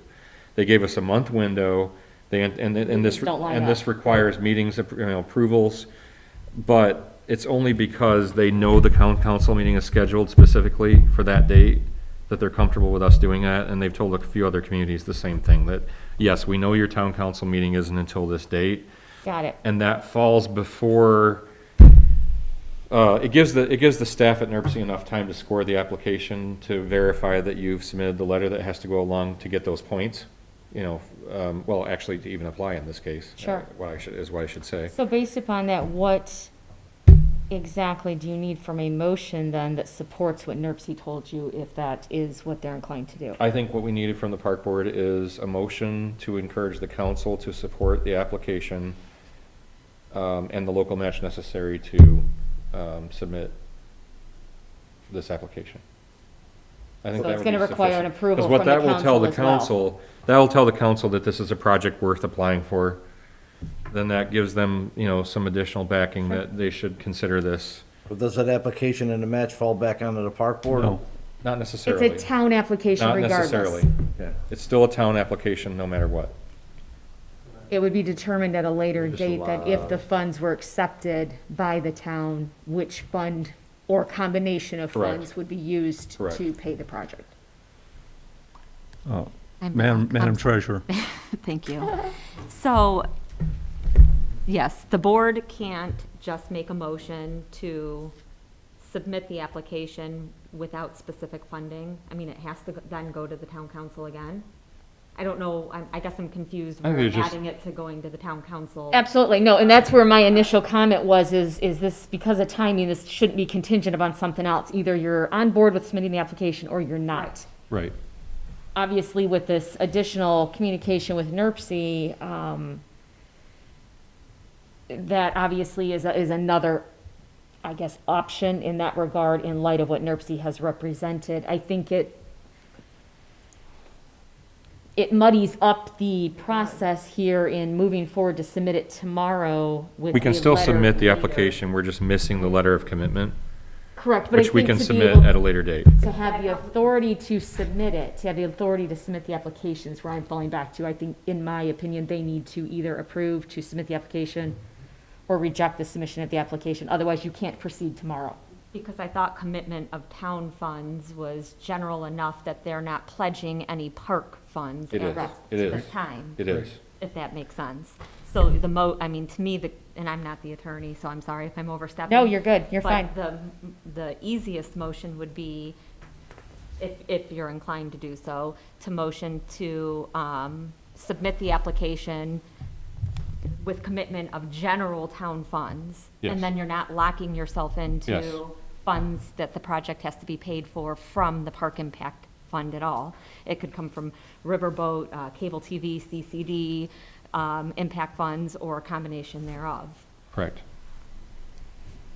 And based on the Or- timing, that would kick the can down the road, for lack of a better way of putting it, Yes. to determine at a later date any coordination between the council and the park board Yes, on funding. yes. Along with Baker Tilly, they could also take a look at the Correct. five-year plan. Absolutely, there you go. And decide what would be the best way to fund this project.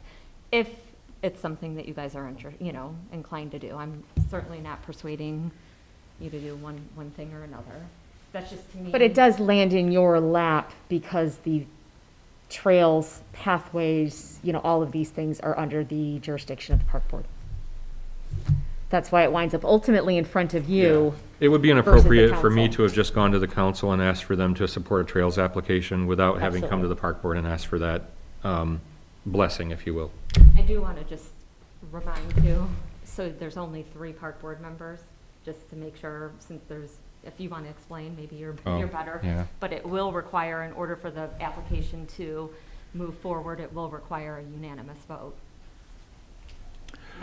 So, Correct. I'm just a little, how can the park board motion to spend general funds? They're not. You're not. You're not. You'd be motioning to approve or to proceed with the application. The council is the one that would have to commit the funds, the general town With all funds. due respect to everybody, this is where I'm at with it. Long story short, we haven't gotten these funds in 22 years. Tonight, all this, we've been here for over an hour talking on one subject. To me, it's a little confusing. I feel like things are being shoved down my throat, trying to make a decision by tomorrow. We haven't had it in 22 years. Why are we being so rushed this evening to pass it for tomorrow? I understand, don't get me wrong. I understand is if we don't submit the application by tomorrow, we have to wait 2 years. Okay, and I've been in this town for 15 years.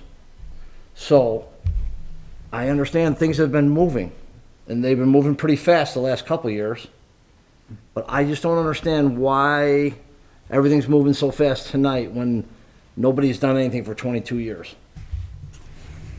So there's just a lot of questions in my head where I can't, in good faith to the community, I can't vote for this. I mean, don't get me wrong, I love the bike pass. I think it's an excellent idea. I think it's great. The community is wonderful. But to me, all this being shoved at us, it's a little uncomfortable for me.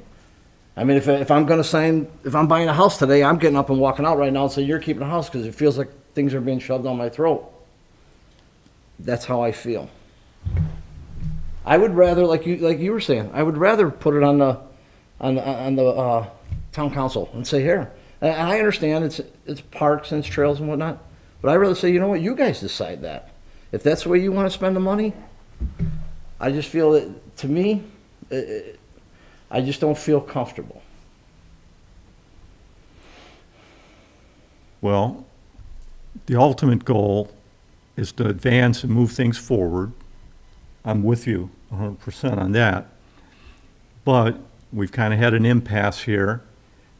And if we can get some kind of resolution, I would be in favor of that. As long as the park board has options to not be committed with their funds. If the town wants to assume the application, the engineering, and we at a later date can revisit and explore, study, and get into this in depth, then we can consider putting funds into it. Yeah. So, I could make a motion that the park board supports the town putting in the application. Can't put the application tomorrow. I can, as long as I have the documentation at the same time as the council would submit their documentation for the other two projects. So if I don't, if the council doesn't, if council doesn't approve using town funds to support this application, I have to remove the application. I But can submit otherwise, the NERC application. will- I can submit the application, I just can't, I would have to pull it if the town council doesn't commit town But funds see, to that support wasn't even the an option to application. us until we started saying that, we started So I can questioning apply, things. I That just wasn't have even an to- option. Talk over. Right.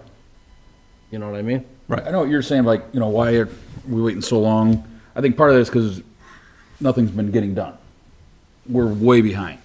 22 years. So now we're finally getting ahead, we're moving, and it seems like all of a sudden we have to do this. It's starting to seem like we're doing this every month, we're doing these huge projects. On this one, I almost think we need to bump the brakes a little. I don't mean to go against you, but to me, it is a lot. And I'm all for this, but it's just, there's too many little gray areas. I mean, like, he's saying something, then somebody else like, oh, wait, it's this way. Things keep getting changed, and nothing's getting changed for the wrong, but it's just, I mean, Well, it's a obviously you guys are discussion- confused. It's we're a even more discussion that's confused. evolved, and it started out by talking about whether park impact fee funds were appropriate for this. We don't have to commit park impact fees to do this. We're not. So, well, you may decide at a later date it's appropriate to You're do not so or committing whatever. anything tonight. But you're not We're not committing committing anything. You're not committing funds tonight. I guess what we can boil this down to is, are you willing to support the town council applying for these funds if they're willing to commit town funds to the local match to make that happen? That's how this has evolved. This is the point to which this has evolved to tonight. It's simply that. Are you willing to support the town applying for the funds if the town council is willing to commit local funds to match this project in the event that we receive the dollars? Would you be comfortable with that, Patrick? And we're not paying for it. We're not on the hook for anything. I understand, it just, if we got into this for so long, I mean, there's something that seems fishy to me. And, like I said, There's nothing fishy. I mean, it's, maybe there's nothing fishy. No. I didn't say there was anything fishy. What I said was, something seems fishy to me. And like I said, if it was an application on a home, I would get up and walk out. To me, I don't feel comfortable. I mean, next week, you already know a week ahead about the road impacts, if we had a week, if we were informed of this last week, we could have sat down and talked about it for a week. Yeah. This is thrown at us at 7 o'clock at night, it's 8:35. Well, do you want to have a special meeting? Yeah, I would. Last week would've been a good one. Absolutely. Yeah, you gotta, Between now and the council meeting to talk about it some more? but you gotta, here's the thing. So now we have 2 weeks to talk about it? Right. No, I- no. So, Well, we've I'm asked saying, for, 'cause you we've said asked we got for, it extended for 2 we've weeks. asked for special permission to submit the letter of commitment for any of the applications that we submit on behalf of the town to NERC, because the town council meeting is the 28th, And when did you find that out?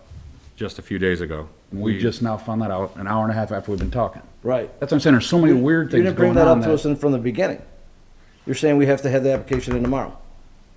The application has to be submitted, but that letter of support can follow after there are all sorts of things that can follow. There are always holes in applications in these processes, so there are probably gonna be a number of communities that submit a document here and a document there to complete their application, or they're not allowed to go to the topical committees, basically is how it'll work. So, next week, the council will be asked to support application for Klein Avenue Extension and 93rd Avenue improvements. In addition to the pathway improvements, if you are willing to, if you are willing to commit to supporting that application, encouraging them to support that application. And they would commit general town funds, as Beth said, as matched to those. It basically allows us to get our foot in the door and to get an opportunity to get more funds in the future, for the grant. But doesn't that allow us to get our foot in the door next week when they decide upon to do it for the road impact? Yeah, that's a different set of funds. I understand It's that. a different set of funds, yeah. It's the same thing. It's the same discussion. The only difference being, there's not a specific set of, there's no longer a discussion about a specific fund. So I back up completely from the original conversation. We're not, necessarily committing recreation impact fee dollars to this. It's a general, all we're asking of the park board at this point is to generally support that the town apply for these funds. And that's gonna have to be decided about whether or not they want to do that by the town council next week.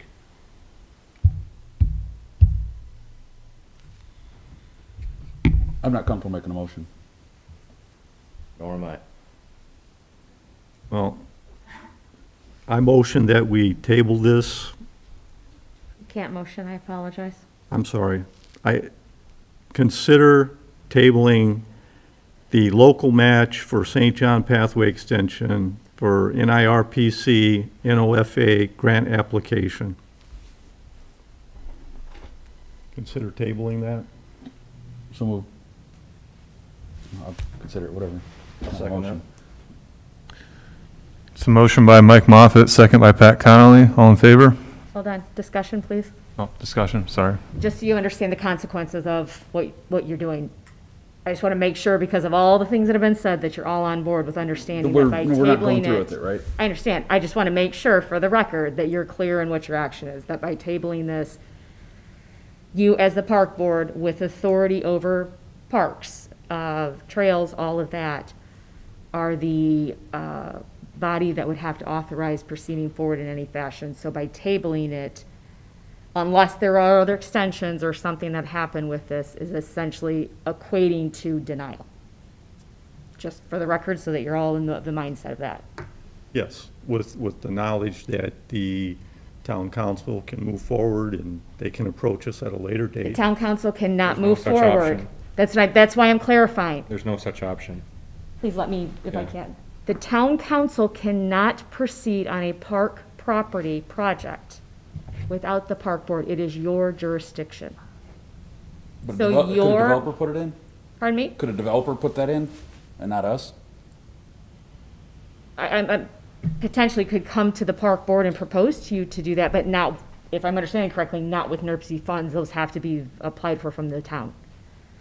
So that's just what I'm clarifying, is that the town council, because you have jurisdiction over any property that would be a park property, that would be a trail park, anything of that nature. So this doesn't pass it to somebody else to act on. It has But to you're start talking from about the here. NERC though, right? I'm talking about this application's being discussed. Like if the town wanted to put a bike path in, they could do it without any problem, right? Bike Without, paths are under the jurisdiction of the park board. well, I'm saying we could, They could come to us and ask us, can we put a pathway in, and we can say yes or no? Well, Are we gonna vote upon it? but what you're saying is about the NERPs. I'm just talking about what the contract To is be- today, Right. or I'm sorry, what This the application application. discussion This is. Yes. application. Yep. technically speaking, these are located on right-of-way, and the town controls the right-of-way. So other than this one piece that's to be donated, if that donation is, to the park board or the town, I don't know which one they're gonna choose to donate that to. But typically, in these cases of Joliet Street and Kyleman and Hedwig, those are areas that are right-of-way that's already owned by the town. And so this whole thing started with the fact that basically I was asking for a commitment of park dollars to support the application. I think it's possible for the town council to continue to move forward with this application as long as it's not on park land. They can, it's just appropriate to come before the park board to ask about a pathway project, because ultimately it would be the responsibility of the park, department to maintain it. But It would not be if it was proposed, if it was put forth as you're proposing, though. as I originally proposed, No, as you're correcting now. And I'm a bit confused because you had some discussion earlier about if these were determined to be right-of-way. So that's where I have gone under the assumption that they are not no, right-of-way. these two are within right-of-way, Okay. town right-of-way. So under that, And then this Under- one has yet to be donated. Correct. And it can be either to town or park. so if these are, if the idea is to proceed with the park paths as being on right-of-way and never going to come under the jurisdiction of the park board, the town can't put paths on these and then bind the park board to maintain them. Unless the park board assumes that. Correct. Because otherwise, you're circling around the same thing, to say that they don't have control over deciding whether or not to proceed with this project, but the council can and then bind them. I disagree. They are separate bodies by statute. Well, and they can decide that some other entity can maintain them. The town could, absolutely, yeah, hands down. yeah. But the town can't proceed with this and then make this a requirement for the park board. All So we're- if it's a. if We're it's- literally just trying to get ourselves in the game. We're not even, we haven't received any funds yet. No, We're no, not you're asking talking about anybody to something spend a different now. dollar. You're talking about something different. I'm just addressing the statements about the ownership and responsibility. We're looking so far down the road, though, that we're not committing Again, anybody I'm to just anything. addressing what their motion is that's on the table. We're not committing anything to anybody to anything. At this point of the game, it's an endorsement. Again, I was addressing the motion that's on the table, not the project. I was addressing so that they are understanding very Yeah. clear, because I think there's some misunderstanding of what the belief is to move forward with this. Absolutely, there is. And I thank you for that, Nicole. Thank you. So does the application have to go and be submitted tomorrow? Or- Yes. It has to physically be sent tomorrow, but we can add the letters of commitment, like I said, after the But meeting now on the 28th. so just to be clear, because we do see this issue quite often with who owns the property and who's being bound to making improvements or maintaining said property. So we're saying now that this is town-owned property? It's Joliet Street right away and Kyleman and Hedwig Street right So it may away. not even have, It may not end It up might being not their even- responsibility to maintain. It's just typically that's who maintains pathways, but it doesn't have to be that way. I was just going to say, you could, 48 hours it takes to schedule a special meeting, so you could have one the soonest on, Friday? It'd be late, but that still doesn't give enough time, then you're saying, for submittal of the application. No, we can submit the application. We'll have to pull it if we don't get the commitment letter from the council next week. Okay. Thank you for that, Madam Treasurer.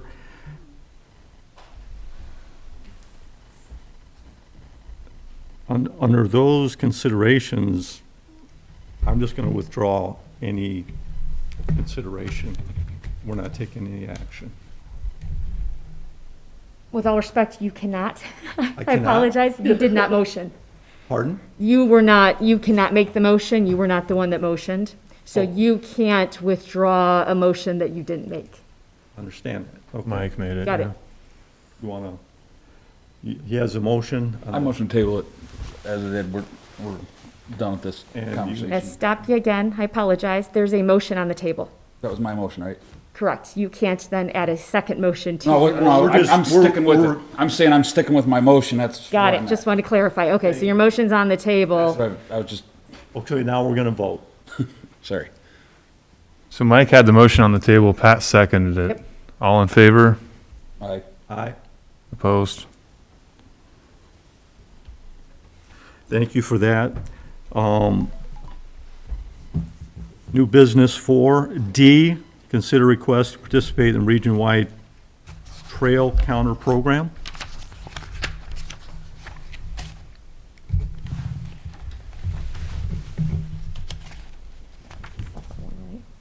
That's a separate one, right? Yeah, this is separate. I've seen the pictures and stuff. And then the cost on that too. So this is a request from NERC to find out whether or not the town is interested in installing trail counters. With the idea of St. John eventually becoming part of a regional-wide trail network, which takes, the connection eventually to Sherrville to make that happen. They have availability of funds right now to pay for up to 80% of the cost of counters, basically to just tell how many people are using the pathways. And this would be for the existing pathway. So there are, four different options that they presented. And they simply would like to know whether the park board is interested in participating in the program and paying for one or more of these counters. And then they give us the 20% cost, that would be the town's cost, based on each of those options. So, option one, the solid state box is basically, I guess, the most sturdy option. 20% cost of the total cost is $720. The mini counter, which you have a picture of there, is basically something that's attached to a post, and looks kind of more like a camera. The cost of that at 20% of the total cost would be $620. The post and loop is the installation of something that looks more like a post or a bollard along the trail. It's a little bit more costly, substantially more costly, actually. 20% cost on that, whether it's a wood or metal post is shown there. $1,040 versus $1,140. And then the compact display option, even more expensive. So these are just four options that NERC asked if, we would be interested in participating in the program. I didn't, obviously I didn't feel, even though these dollar amounts are within what I can approve, I didn't feel that it'd be appropriate to install something like this without the park board's approval. And this is the cost per individual unit, so, depending on how many places we would be interested in installing, to see how many people are using the trail. So, simply bringing this before the park board for consideration. You can decide whether you want to participate or not, and if you do, if you are interested, what method or what option you are willing to approve to install, if you're interested. Consider a request to participate in the region-wide trail counter program.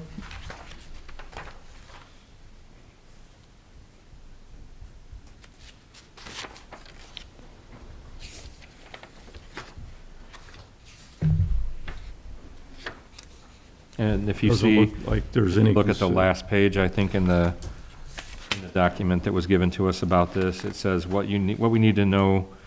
It says regarding where to put these, solid state boxes are recommended at midpoints between trailheads or beginning and end points of trails. Mini counters are recommended on hiking trails, park trails, and equine routes. Post and loop is recommended for high-traffic locations, and compact display is recommended for high-traffic locations, downtowns, high-visibility areas. So of these options, the only one that really makes any sense is the solid-state boxes. And then the 20% cost on that would be $720. Okay, understood.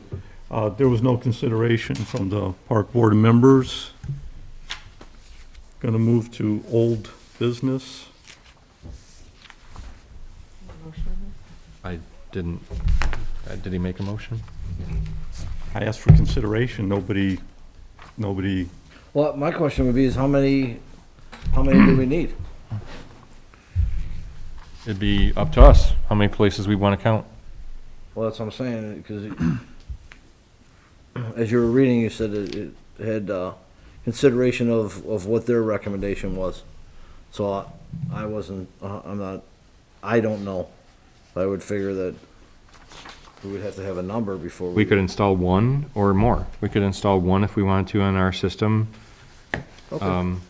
You know, the St. John pathway is that segment that's on the southwest side of town that runs from Homestead Acres down to Heartland Park. You could install one there, and then you could, it would capture people that are going from one end of that trail to another. As far as the number, the number of people that are utilizing that segment of trail. So you can install as many as you want, or you can install one or none. Okay, thank you.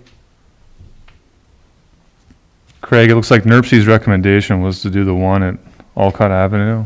Is that correct? Yep. Yep.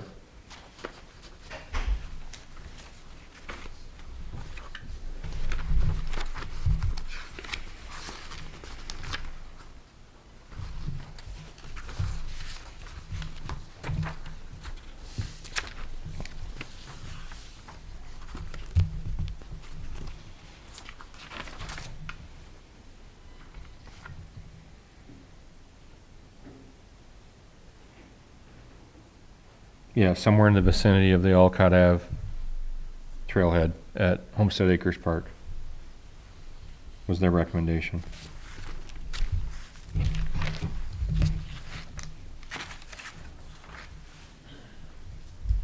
Any other discussion, Mike, Patrick? Nothing. So do we have a consideration to request to participate in the region-wide trail counter program? Not at this time.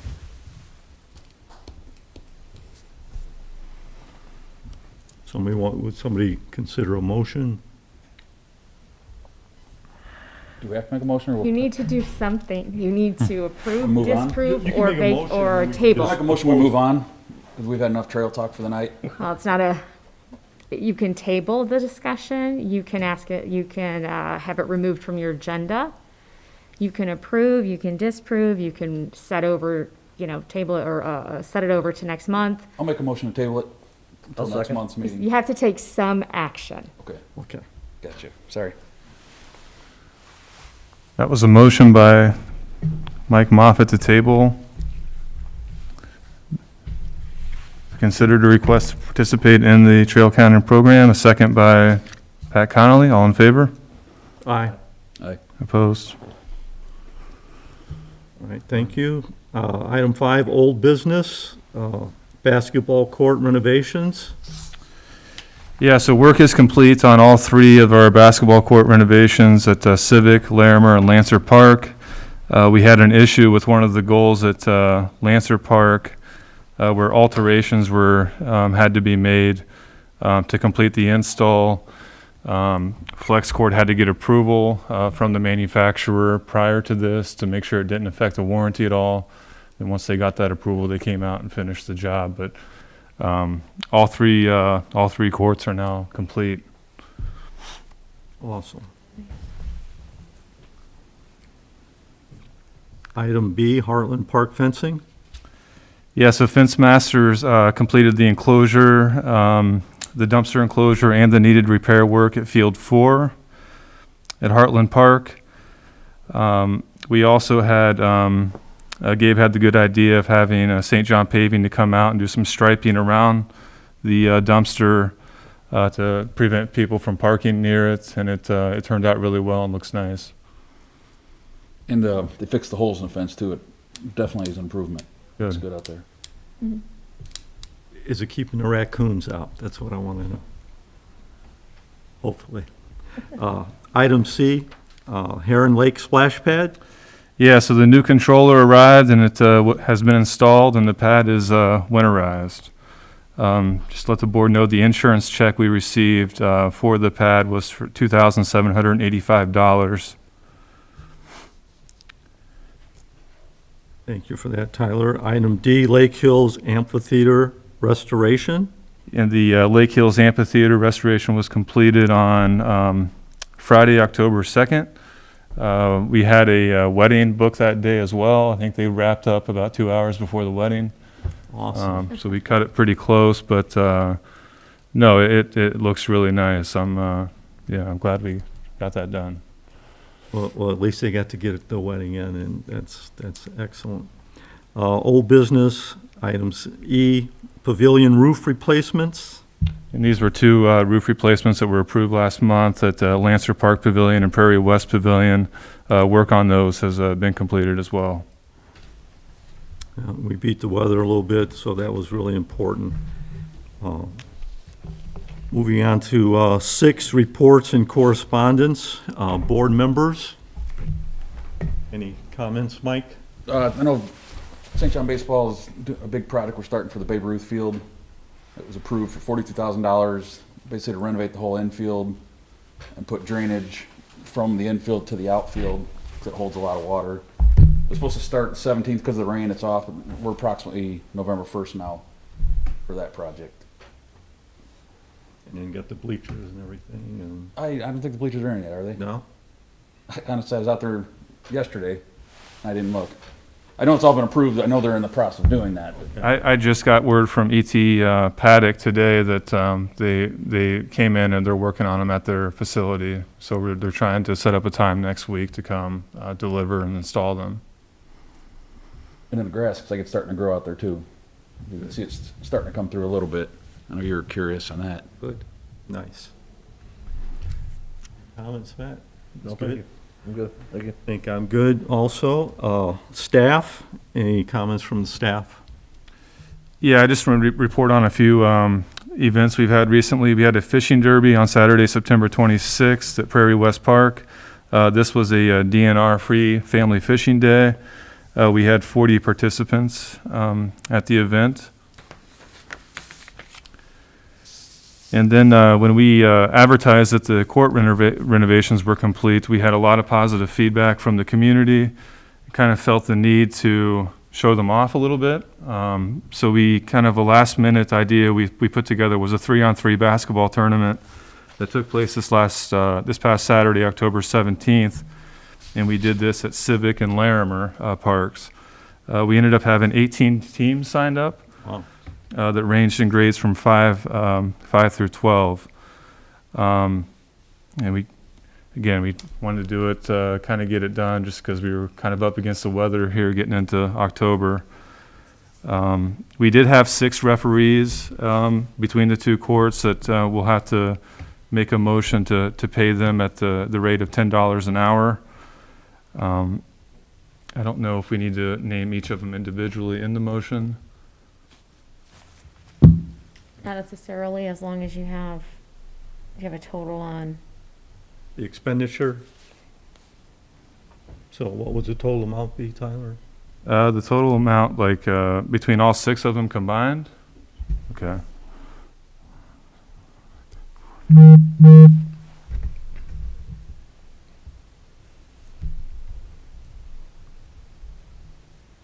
It was $300.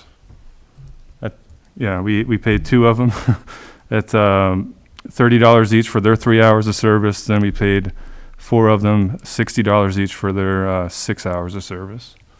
Okay. Consideration for payment for the referees at the basketball game for the new courts. So moved. I second. That's a motion by Mike Moffett, second by Pat Connolly. All in favor? Aye. Aye. Opposed?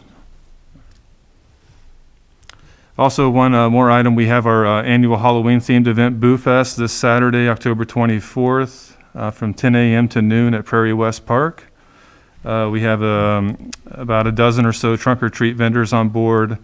We'll be doing train rides, games, and some pumpkin decorating as well. And the response for that has also been pretty overwhelming. That's awesome. Can't go wrong with Halloween. We like the candy. Any other comments, Tyler? Like to open it up for the town council liaison. Nothing for me. Thank you, Wayne. Move to item 7, payment of bills. Consideration for payment of bills in the amount of $76,495.57. So move. I second. It's a motion by Mike Moffett, second by Pat Connolly. All in favor? Aye. Opposed? Item 8, public comment.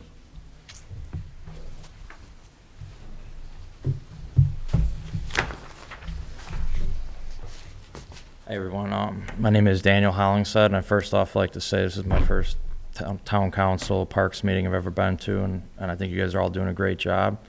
It was nice to sit here and observe everything. You know, I'm not envious of you guys in the position you're in. You got a lot of difficult decisions to make, and I understand that. The reason I'm here is actually due to the basketball courts. You know, it's very nice. You guys have done a great job, as you've done with all the parks. You know, the Black Friday bash at Prairie West is always fun. You know, I've had plenty of family memories there that my kids will cherish forever. But like my particular house, I think they got a picture of it right now. It backs up to the Lancer Park there where the basketball court is at. And the kind of like the problem that I'm having is it's a good thing because the basketball court is attracting a lot of people, which is obviously what you want. You know, you want the citizens to be able to go out there and have a good time in that. But I'm getting like it doesn't really show in a picture, but like you kind of have to go like down the street farther to like, and then go around to the other street to come up to enter the park. So like my kind of problem I'm having is I've got 2 little kids. I got a 9-year-old, a 3-year-old, and I got 2 dogs, and people are constantly traveling through my yard like nonstop, like all day pretty much, especially with a lot of the kids being home from e-learning.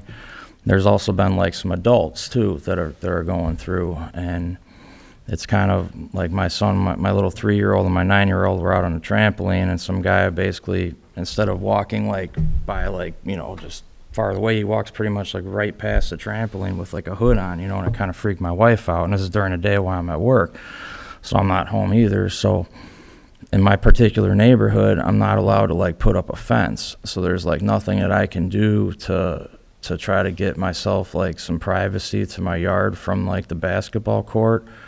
And like and I don't really have any way of like stopping anyone from like going through either. You know, when I see people outside, I've been just asking them not to, but it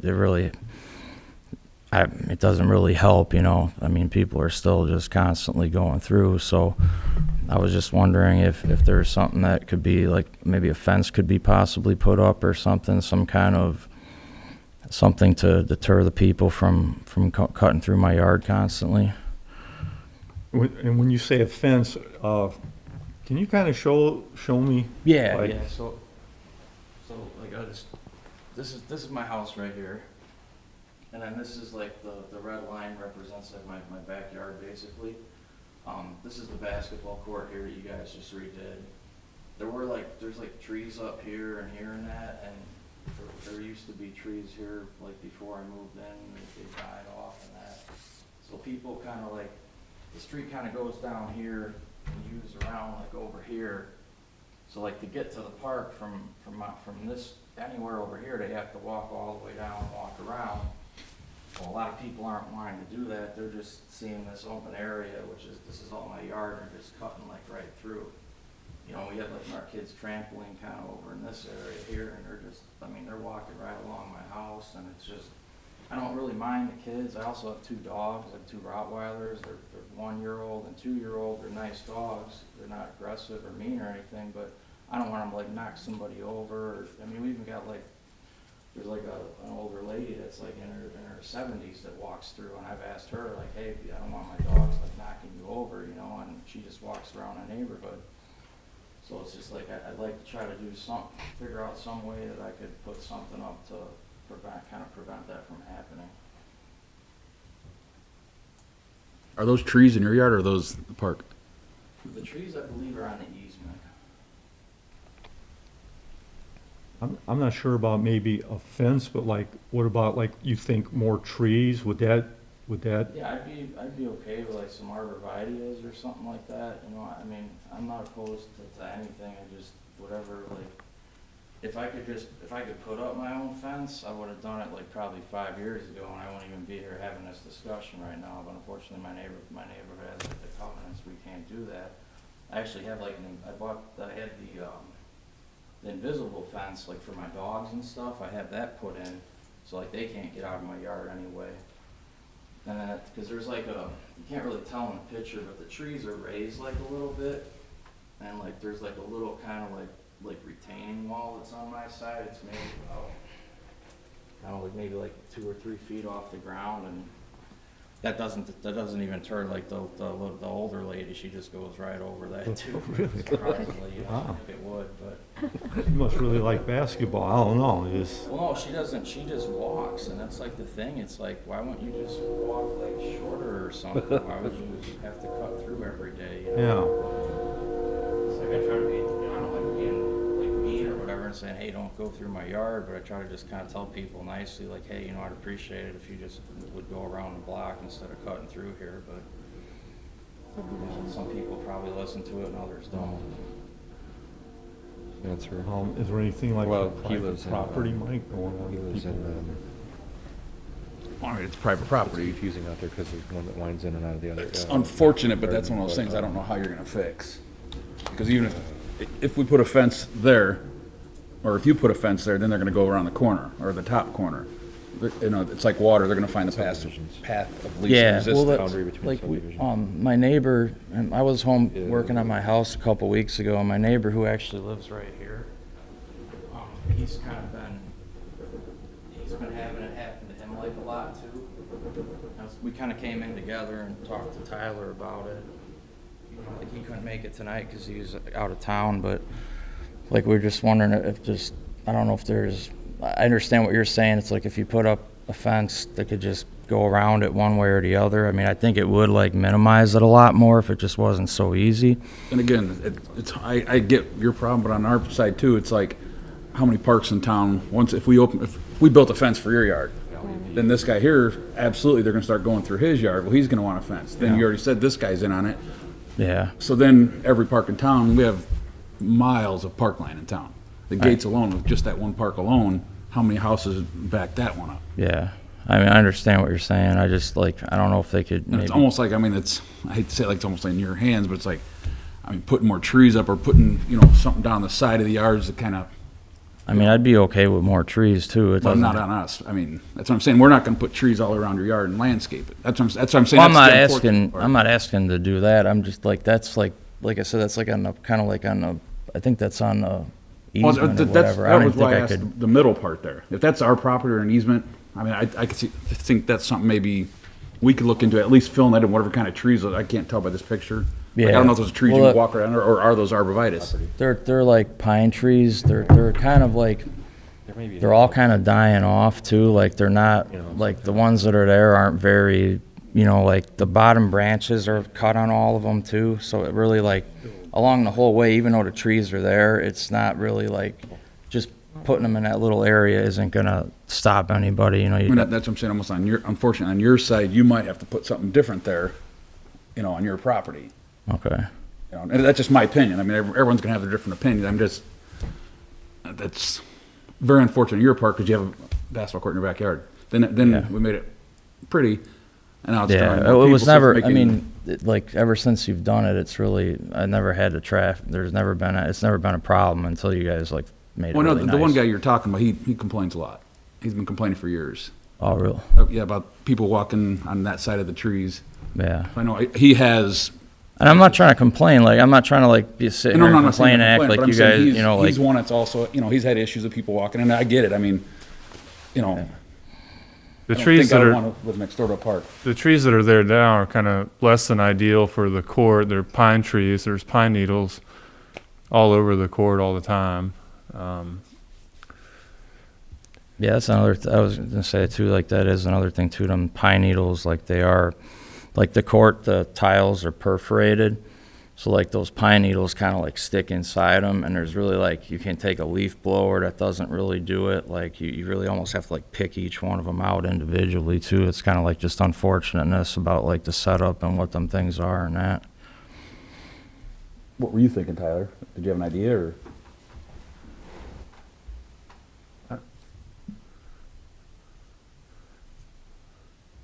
I don't know what it would cost to remove those trees and to plant, arborvitaes all down that. I mean, I'd have to go and get some estimates. Gabe, do you have an idea what that would cost?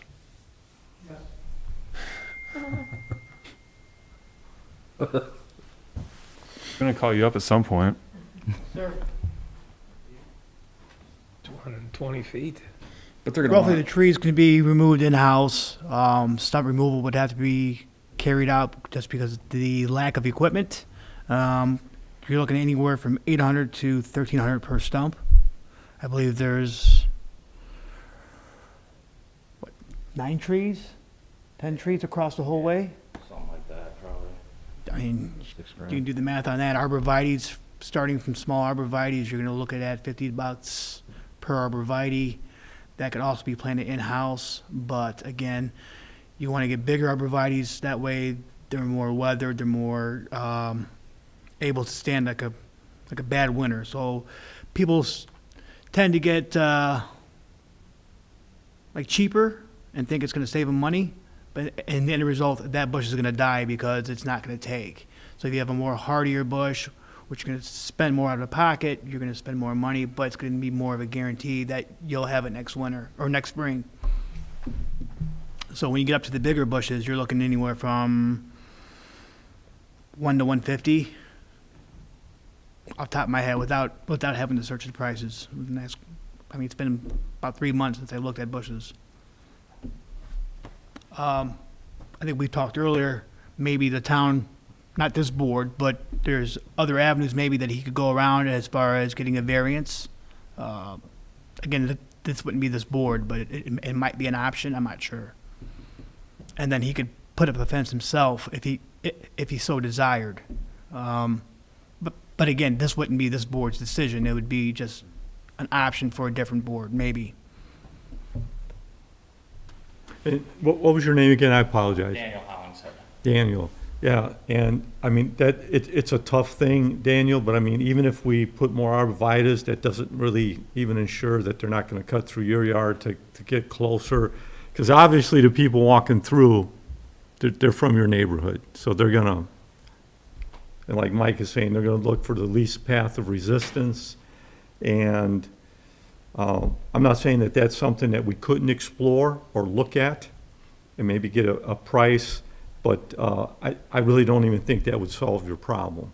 Because if the older lady is climbing over that, and it might take a few years, because I got arborvitaes too, it's gonna take From the mature several and years that, for them to yeah. get up. So we can maybe look at it, get some costs, and then maybe consider it. And I mean, in the meantime, I could try to go through the other channels to try to see if I could just get a variance or whatever, so I could put a fence up. I mean, that would be my first choice. If I could just fence in my backyard, I wouldn't even be here. We wouldn't even be having this conversation. I would have done it years ago. But it just wasn't like a thing in my neighborhood. But I'm not sure how it works because my neighborhood doesn't have an association that I like pay for or anything like that. So Where do you have that belief then that you can't put a fence up? If there's not a homeowners association, is it in covenants? I think so, yeah. That's what I was told. I've never gone to the town and just what the neighbors told me, and I'd I know nobody research that else if I were really you, has Dan. one. Yeah, I'd what- research that, because I've been told a lot of things that weren't true, too. Okay.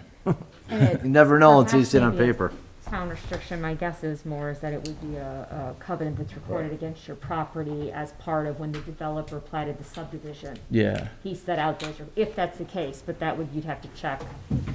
I mean, you think like if that was the case, like I'd be able to get like a proof for it with the park situation? It would depend upon the language of the covenants. Okay. In that covenant document, the restrictions, that would state in there how to modify those covenants or how to get permission to vary from the requirements of those covenants. Okay.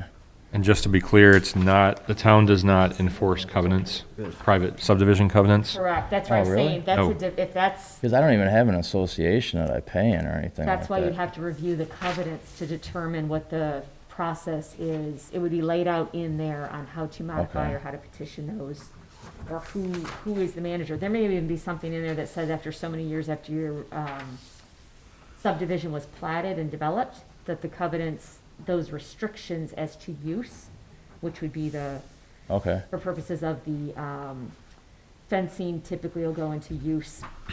It's a development standard, but sometimes it'll overlap into use, depending upon what your neighboring property is and things of that nature, that they might have a timeline on them. Okay. But you'd have to look at those covenants to find that out. And you'd have to go to the county recorder's office to get those documents, Or online, possibly. So if he's lucky. What's your address? 8915 Willow Lane. 8915 Willow? Yeah. Let me see real quick what I can pull up as. If the town doesn't, if there's like, if they don't, you're saying they don't enforce them, so like if I They got. can't. if I No, got- we have no jurisdiction to enforce covenants. Okay. We only enforce zoning laws. Okay. And what you're talking about may be specific to your subdivision.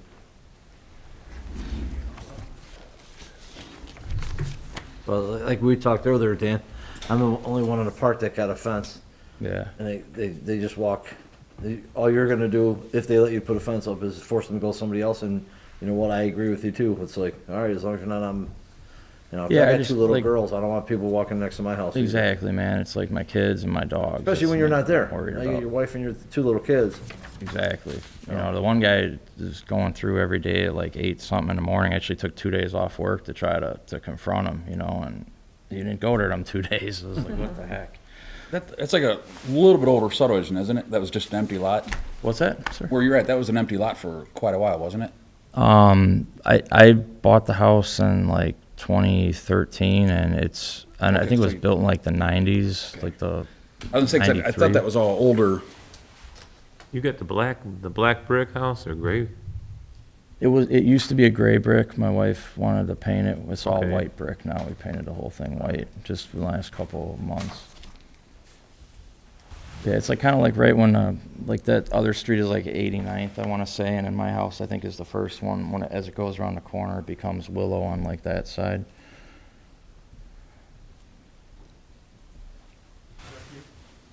I'm sorry? Yeah, yeah, right here. That's me right where he has highlighted, where we highlighted that, and that's just kind of like, walk around that way.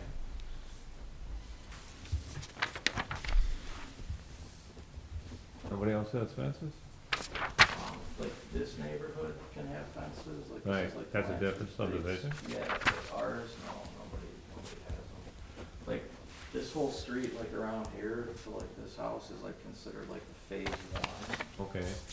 Like these sides, not even all these houses, some of these houses are already here, but like these houses here, and this whole street to right to the end there, whatever street that is. And this like area is like phase two, like around the lake, like all that kind of area right there on 90th and over. Yeah, exactly, right there. And I know like if you're in there, you do have to pay like an association fee, and there's an association that governs everything in that. But like where I'm at in phase one, there is none of that stuff. Yeah, you just gotta find out if that's true, if you can have a fence or not, because like where I'm at, nobody has a fence until you cross the street there's like 4 or 5 houses. So I mean, if you're looking out my backyard, you're like, all right, well, it seems like there's, Like, yeah. that might be an ordinance or Could do that, whatnot. right? So if Yeah. somebody would have told me that, I'd be like, okay, I believe you, you know, Yeah. because nobody else has a Regarding fence, an issue in Yeah. another you know? Well, Daniel, I really appreciate your patience. I'm not saying that we really have these long of meetings often, but thank you for that and your comments, and, you know, Oh, I appreciate it. No, I think you guys do a great job, and, you know, it was nice to sit here and observe it tonight, you know. thank you very much. All right, you guys have a good night. Thank you. Thank you. Any other public comments? Yes, I Gabe? was gonna. Gabe? Oh, okay. I have it's a staff item, but I'm gonna cover it under public comment if I could. I got a request from a resident. And I'm just gonna read it to you. So it says, "Hello, my name is Robert Seifert, or Seifert, I'm not sure how that's pronounced, and I live near Edgewood Park. There's a large field adjacent to the playground in the park, and this field attracts people on dirt bikes. The motorcycles race through the field at high speed while children are at the playground. Additionally, no one can use the field while dirt bikes recklessly race back and forth. I've called 911 multiple times on this safety issue, but the bikers always return. This is a safety issue as well as a nuisance. Can we post signs prohibiting motorized vehicles in the park? Thank you, Robert Seifert. And he gives his phone number. I wrote him back and I told him I would thanked him for bringing it to our attention and told him I would bring it to the park board and attorney at this meeting. So I wanted to share that with you, and I don't know how you'd like to respond, but I just want to make sure I shared that resident's concern with you. Which park again was that? Edgewood? Edgewood? Yep. I'm not familiar with that. I think that's at the base of the water tower. I think so. And there's a big area there, it's park and it's open field. Big open field, yeah. Am I not right? Yeah. Yeah. Those are illegal everywhere in town. Those the bikes. They're what? They're illegal. You can't have off-road vehicles anywhere in town. Yeah, On so, town limits. I don't So know, they're already he- illegal. yeah, But like they say, when the police show up, they're already gone. yeah.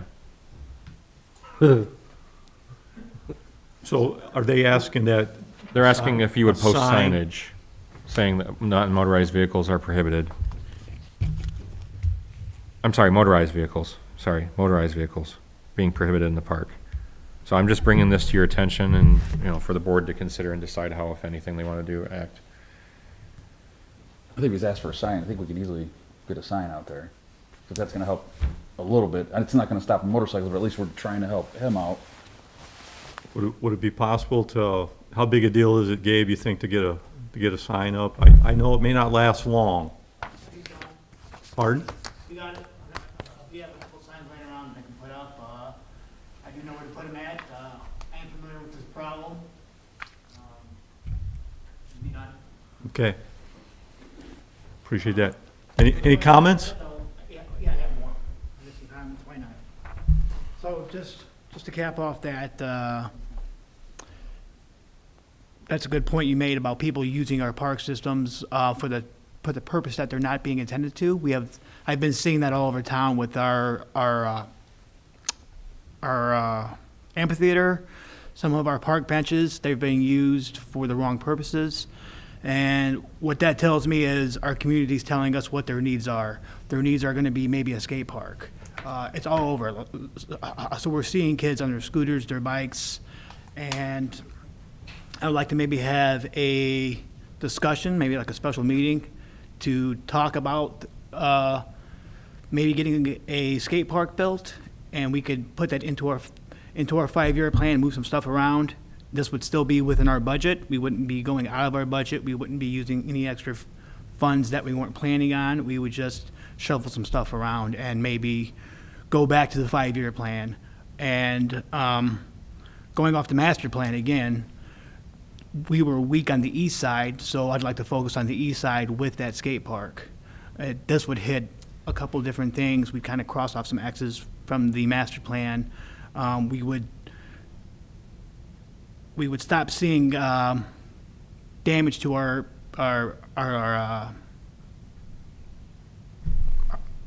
park benches, our concrete, which we just fixed over at the Lake Hills Amphitheater. And I think the kids are telling you what they need by their actions. Do they mean to be harmful? No, they're kids.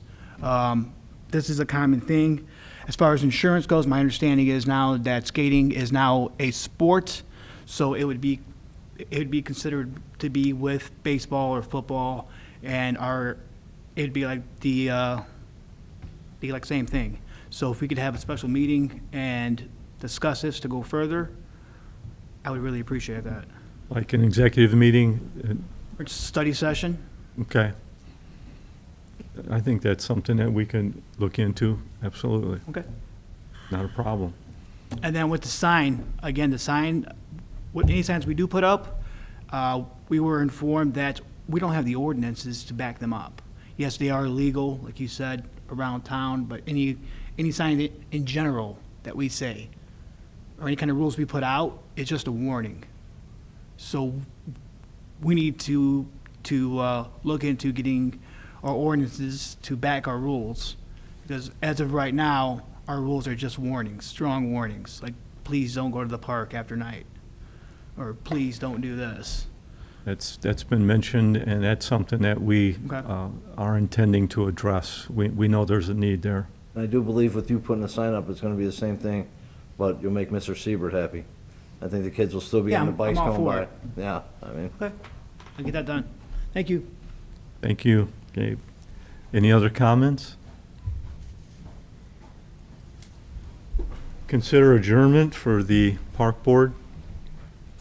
I'll entertain that motion. I'll second it. It's a motion by Mike Moffett, second by Pat Connolly. All in favor? Aye. Opposed? Park board is adjourned.